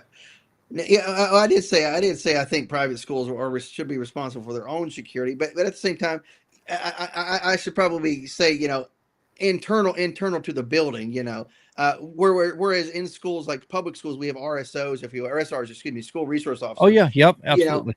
but internal to the schools, I think the schools should be responsible for that security aspect because it's a non-public school. But outside, the grounds, etc. I think obviously the police should have every right to patrol and be on campus, etc. But as far as the SROs are concerned, since it's a non-public school, I think it should be the individual school should be responsible. I mean, I could be wrong on that. There could be some sort of agreement that could be reached, which makes sense. But that's just a thought that comes to mind.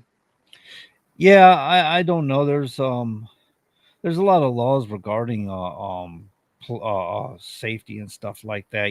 Securing the schools and stuff. I don't know if they have any laws in Minnesota regarding whether private schools have to have some kind of security or be able to lock up the building or what they do. Right. But it seems to me, the best defense against a weapon. Look, cops aren't going to be sitting on your front door 24/7. They're not there to protect just you. You are your first line of defense. And if the government's going to require you to take your kids to school, to have your kids at school, then they should provide some sort of line of defense in the schools. It's a private school, and I think that would work out with the clientele of that school, that somebody should be working something out. The idea of maybe we need to arm teachers now, and some teachers come like, well, I'm not there to be a police officer, I'm there to be a teacher. But some teachers are like, oh, give me the chance. I'll pack in the heat any day. They've got lockdown systems with doors and stuff where people can't penetrate through doors. So if there is an emergency, they can. So I mean, it's just a matter of taking the right precautions, and it's personal responsibility for everybody.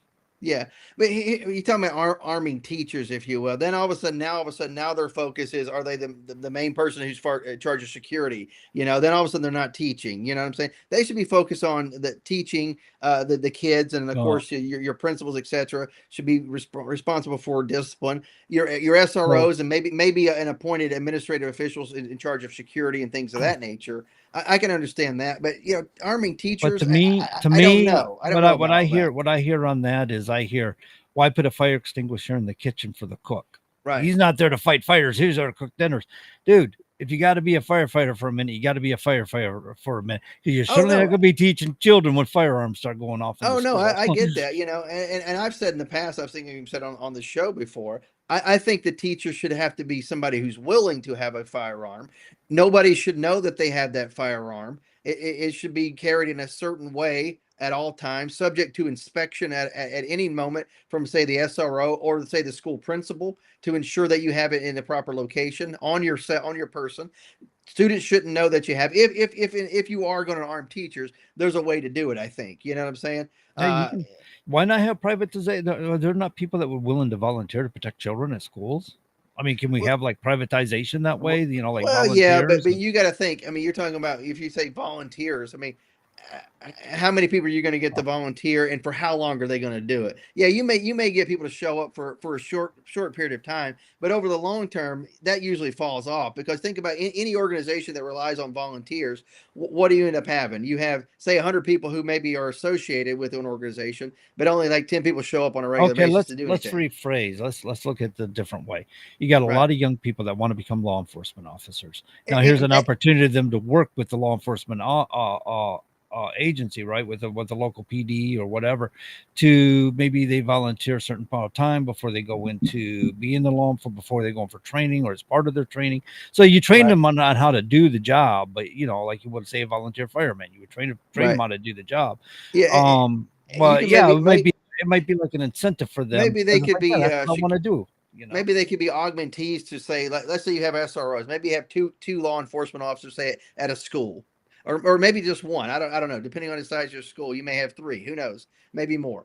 But maybe as augmentees, if you will, that can go around, ensure doors are shut, windows, things like that. Separate, additional set of eyes and ears and all that good stuff. Whether you arm them or not, I don't know how you would arm them. It would depend on maybe the level of training, maybe perhaps. But additional personnel, I think, would be okay for sure. sometimes people hate your security guards. It isn't because a security guard's going to pull a weapon and defend their property, or No. but the It's presence a of somebody deterrence. being There you there. No, go. I'm going with you here. The Yeah. presence of somebody being there can be enough of a deterrent that nothing's Right. going to happen. It makes that target less of a soft target. If you have somebody there, I'm actively looking at you. I'm you know, I can report you, whatever the case may Right, he's got be. a I communication can device. react to you. You don't know if I have a firearm. You don't know what I have. You know what I'm saying? Yeah, absolutely. Hey, but where you go? If you want to talk about that, we got janitors in schools that are moving about the schools all day long, and they might see activity that's abnormal with a two-way communication device that might be able to alert the SRO, or they might be able to alert the office and say, "Hey, we got some kind of activity abnormal," and they got cameras too. So it seems to me there can be some monitoring going on and a little more effort. I don't think as a society we do. And the thing about it is, guys, we can sit here and talk about taking away firearms from everybody. Right. First, we got a I'm constitutional not talking right. about No, but I'm Yeah. thinking here in my head, I'm thinking about liberal left. Okay, when they're Right. arguing, well, just take firearms away from everybody, and then nobody has to worry No. about it. That's not how that works. We have black market No. trafficking for Thi- thi- firearms. So, This uh, isn't. so, Yeah. but there's just the same. When people want to cause harm, they want to cause harm. How many times have we heard people putting together homemade pipe bombs and using them and utilize them? Oh, that guy in Colorado many years ago was shooting at people, and he deposited backpacks of explosives in the movie theater, if I remember correctly. And so there was he had ulterior motive. He had other motives. He had a backup plan or contingencies. So he had other things going on besides just shooting people. And so, but I mean, when people want to hurt people, that's what they're going to do. If that's their intention, that's their intention. We as a society got to figure out how we're going to adapt to this abnormal behavior. In a free society, you're going to have people that are going to, freely use that to their advantage to hurt people. But at the same time, even the most heavily policed states in world history, you still had violence, you still had murders, you still had a crime. And then at the same time, in these states that are policed very heavily, guess what? You don't have freedom. You don't have liberty. You're subject to stop, to search, to arrest, to showing your papers, all this stuff. And then all of a sudden, who has all the guns? The government. And guess what? Whenever somebody wants to come in and do anything to infringe upon your freedom and liberty, they're going to do it because they have carte blanche. So it's a slippery slope for sure. I would rather have dangerous liberty than have safety nets at every corner. You know what I'm saying? Any day, man. Any day. You can make a determination of your own fate if you have liberty. You cannot if you are dictated to. Right, absolutely. So there's a fine line, for that. And at the same time, we talk about, good guys with guns, and I'm like, what are you talking about? In a crowd of people, do you know who the person that's shooting, who the right person is? Or is that person that you see with a gun, are they also a good guy with a gun? And now you're engaging a good guy with a gun, then they're engaging with you. It's like, you got to be responsible here. Well, you got to know what you're talking about. You have to have training, and you have to be very proficient, and you have to be able to pick out the bad actor, the target, if you will, before you just start shooting. And you got morons. There was a guy in Indiana. There was a guy in Indiana was a good guy with a gun. I mean, he did stop somebody. I mean, no, but most of the people that generally do that, from what I've seen, the stories and the videos, it's people who know what they're doing. They've had training. They know how to use it responsibly. They realize, your backstop, who's back there? Is it people? If I shoot, is it going to be into a crowd?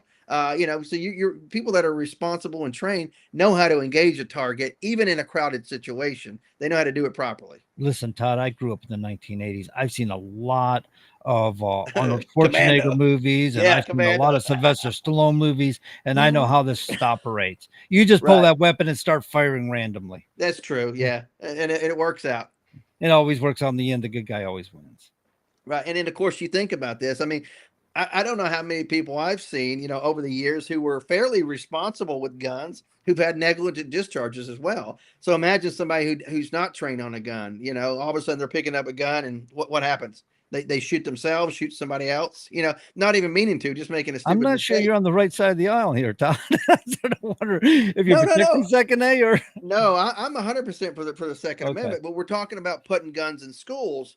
You got to be very responsible here. You know what I'm saying? Because I know a lot of teachers, and I'm not making fun of them, but there's a lot of them that I know that truly support the Second Amendment for sure.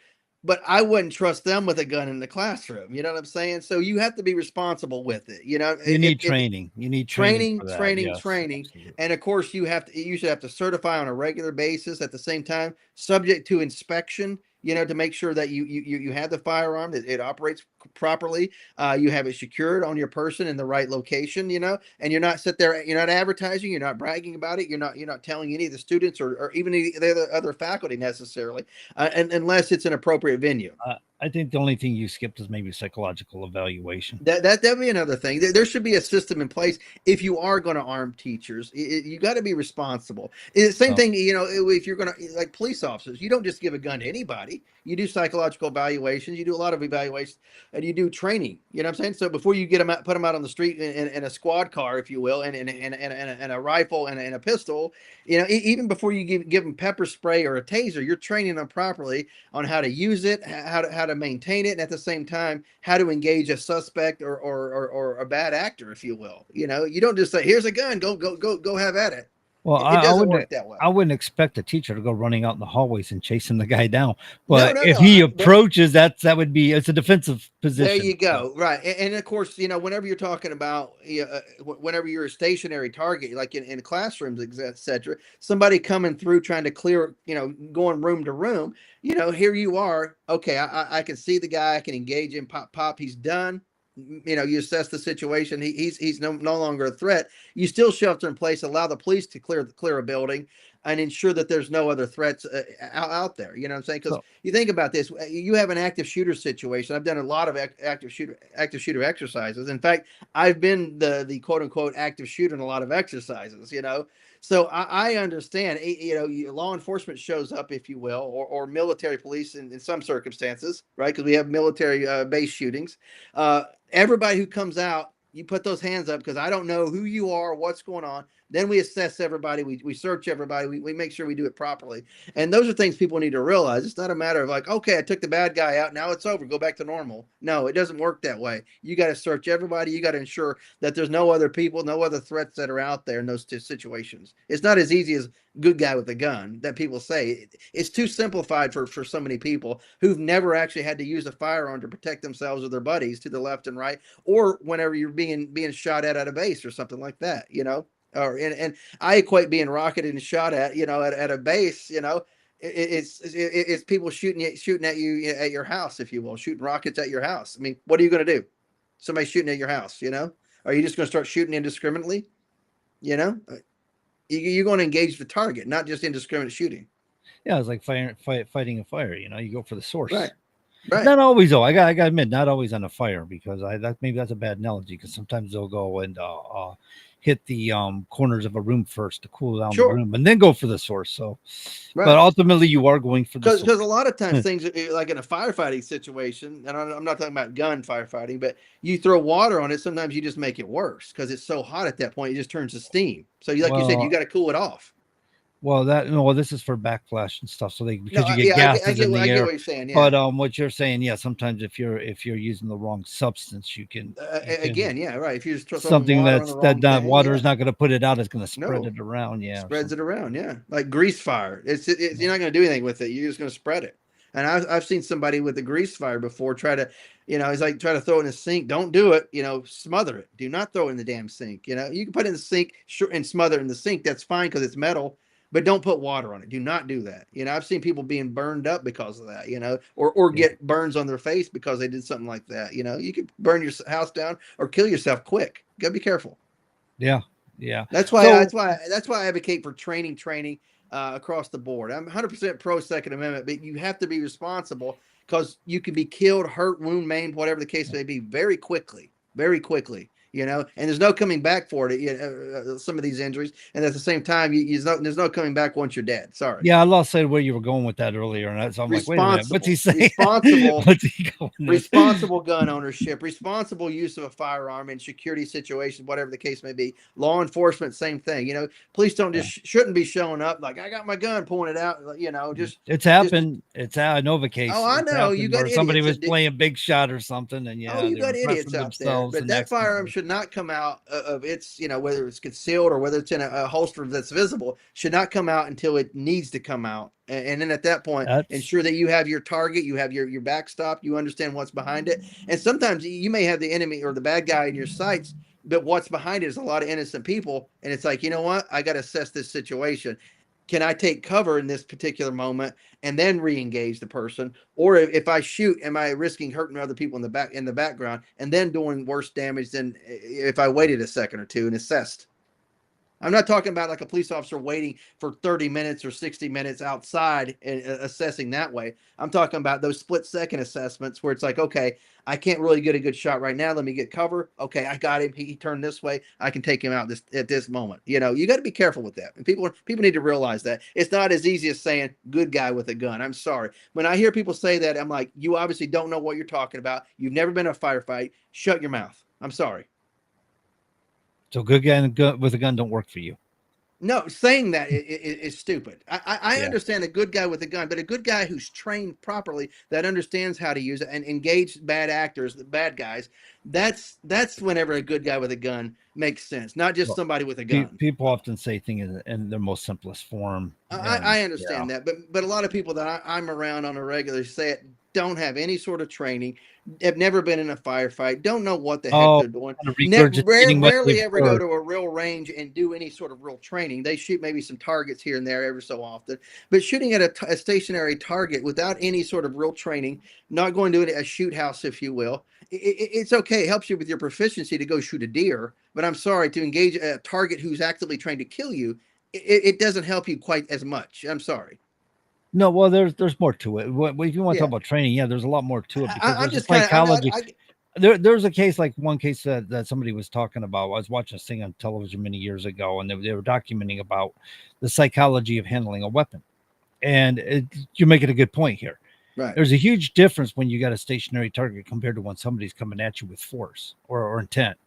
And one of the illustrations they pointed out is a law enforcement officer who had an issue with somebody who was attempting to arrest, and the person was in the hallway, and he was coming at him. And the law enforcement officer pulled his revolver, discharged it 6 times at close range, and never once even touched the guy. Exactly, and that's the thing with a sidearm.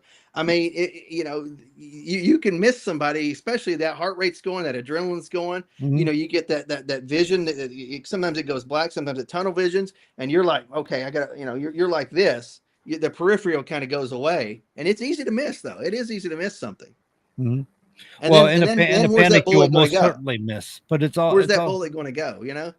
Oh, that could be if you're in a panic. Now you're storming the beaches of Normandy where the enemy's that way in front of you. Yeah, shoot everybody by all means, blast away, whatever. Different situation.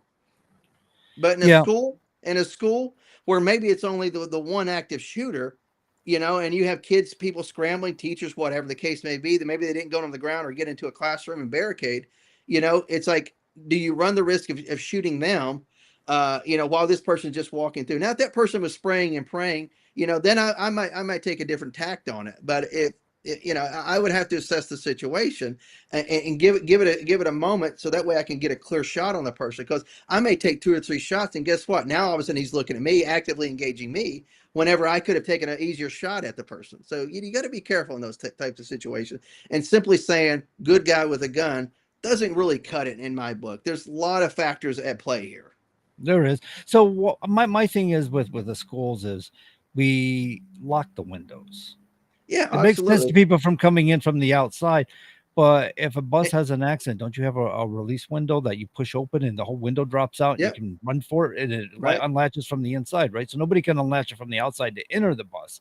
Well, so to me, if you got an active shooter in the school, he's inside the school. He's not outside the school. Why do we not have a locked door and then be able to unlatch a window and make an escape and have a route plan? You do not want to do that. You do not want to do it, because there could be people out there waiting for you to make that run, make that beeline for a tree line or the parking lot or whatever the case may be, or another building. So sheltering in place is the best option in those types of situations. I mean, I've been rocketed and mortared probably hundreds of times. sometimes it's easier to shelter in place, get down in the bunker and hold tight for a second before you retaliate. And calling I also see sitting ducks in a barrel when I hear shelter because in place. schools are built nowadays with the ballistic, the glass, the film on it. And of course they can lock doors nowadays and stuff like that. So there's a lot of technology that we can use to be able to protect ourselves in many situations. Not every situation so it's not perfect.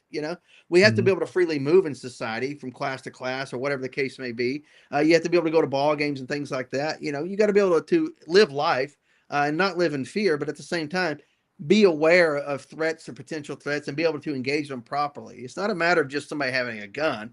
Any idiot can have a gun. If you don't know what the heck you're doing with it, what good are you? You just killed 3 innocent people as you fired 30 rounds at the bad guy that you didn't hit. Yeah. You know what I'm saying? Definitely. No, yeah, if you're going to armed teachers, you definitely want to get them trained there. Exactly. That's kind of my point on all that. So be responsible in all we do, right? Yeah, absolutely. Well, training's everything. I mean, it's preemptive thinking. That's exactly what training is. It's preemptive thinking. That's why, say, if you're going to be into fighting arts, you're creating muscle memory. Everything's preemptive thinking for you're creating scenarios that you may have been in, or experienced fighters will say, these are common scenarios I'm in. So now you preemptively, you're training. So when you're in those scenarios, you know how to handle those scenarios. Right. I know people who in the military who've been shot a number of times, and they're like, well, I didn't engage the guy because there were actually kids back behind them, and I just didn't feel I could take the shot, and could have killed the person, but chose not to in that moment because the backstop wasn't right, and was shot a few times as a result. So you got to be very careful of that. You know what I'm saying? What about a shot over the head? So you're not shooting at him, but you're. But that bullet's going to go somewhere. At some point, the trajectory is going to go down. Where's it going to land? Well, it depends on how far them kids are back there. Right, but I'm saying it's going to go somewhere. And actually, somebody in my neighborhood a week or so ago, this moron neighbor down the street shoots on a regular, and one ended up hitting my house. Anyway. All right, folks, we'll be back next week, 7 to 9 Eastern. If it's Wednesday night, it's Common Sense Conservatives. Take care and God bless. See you next week.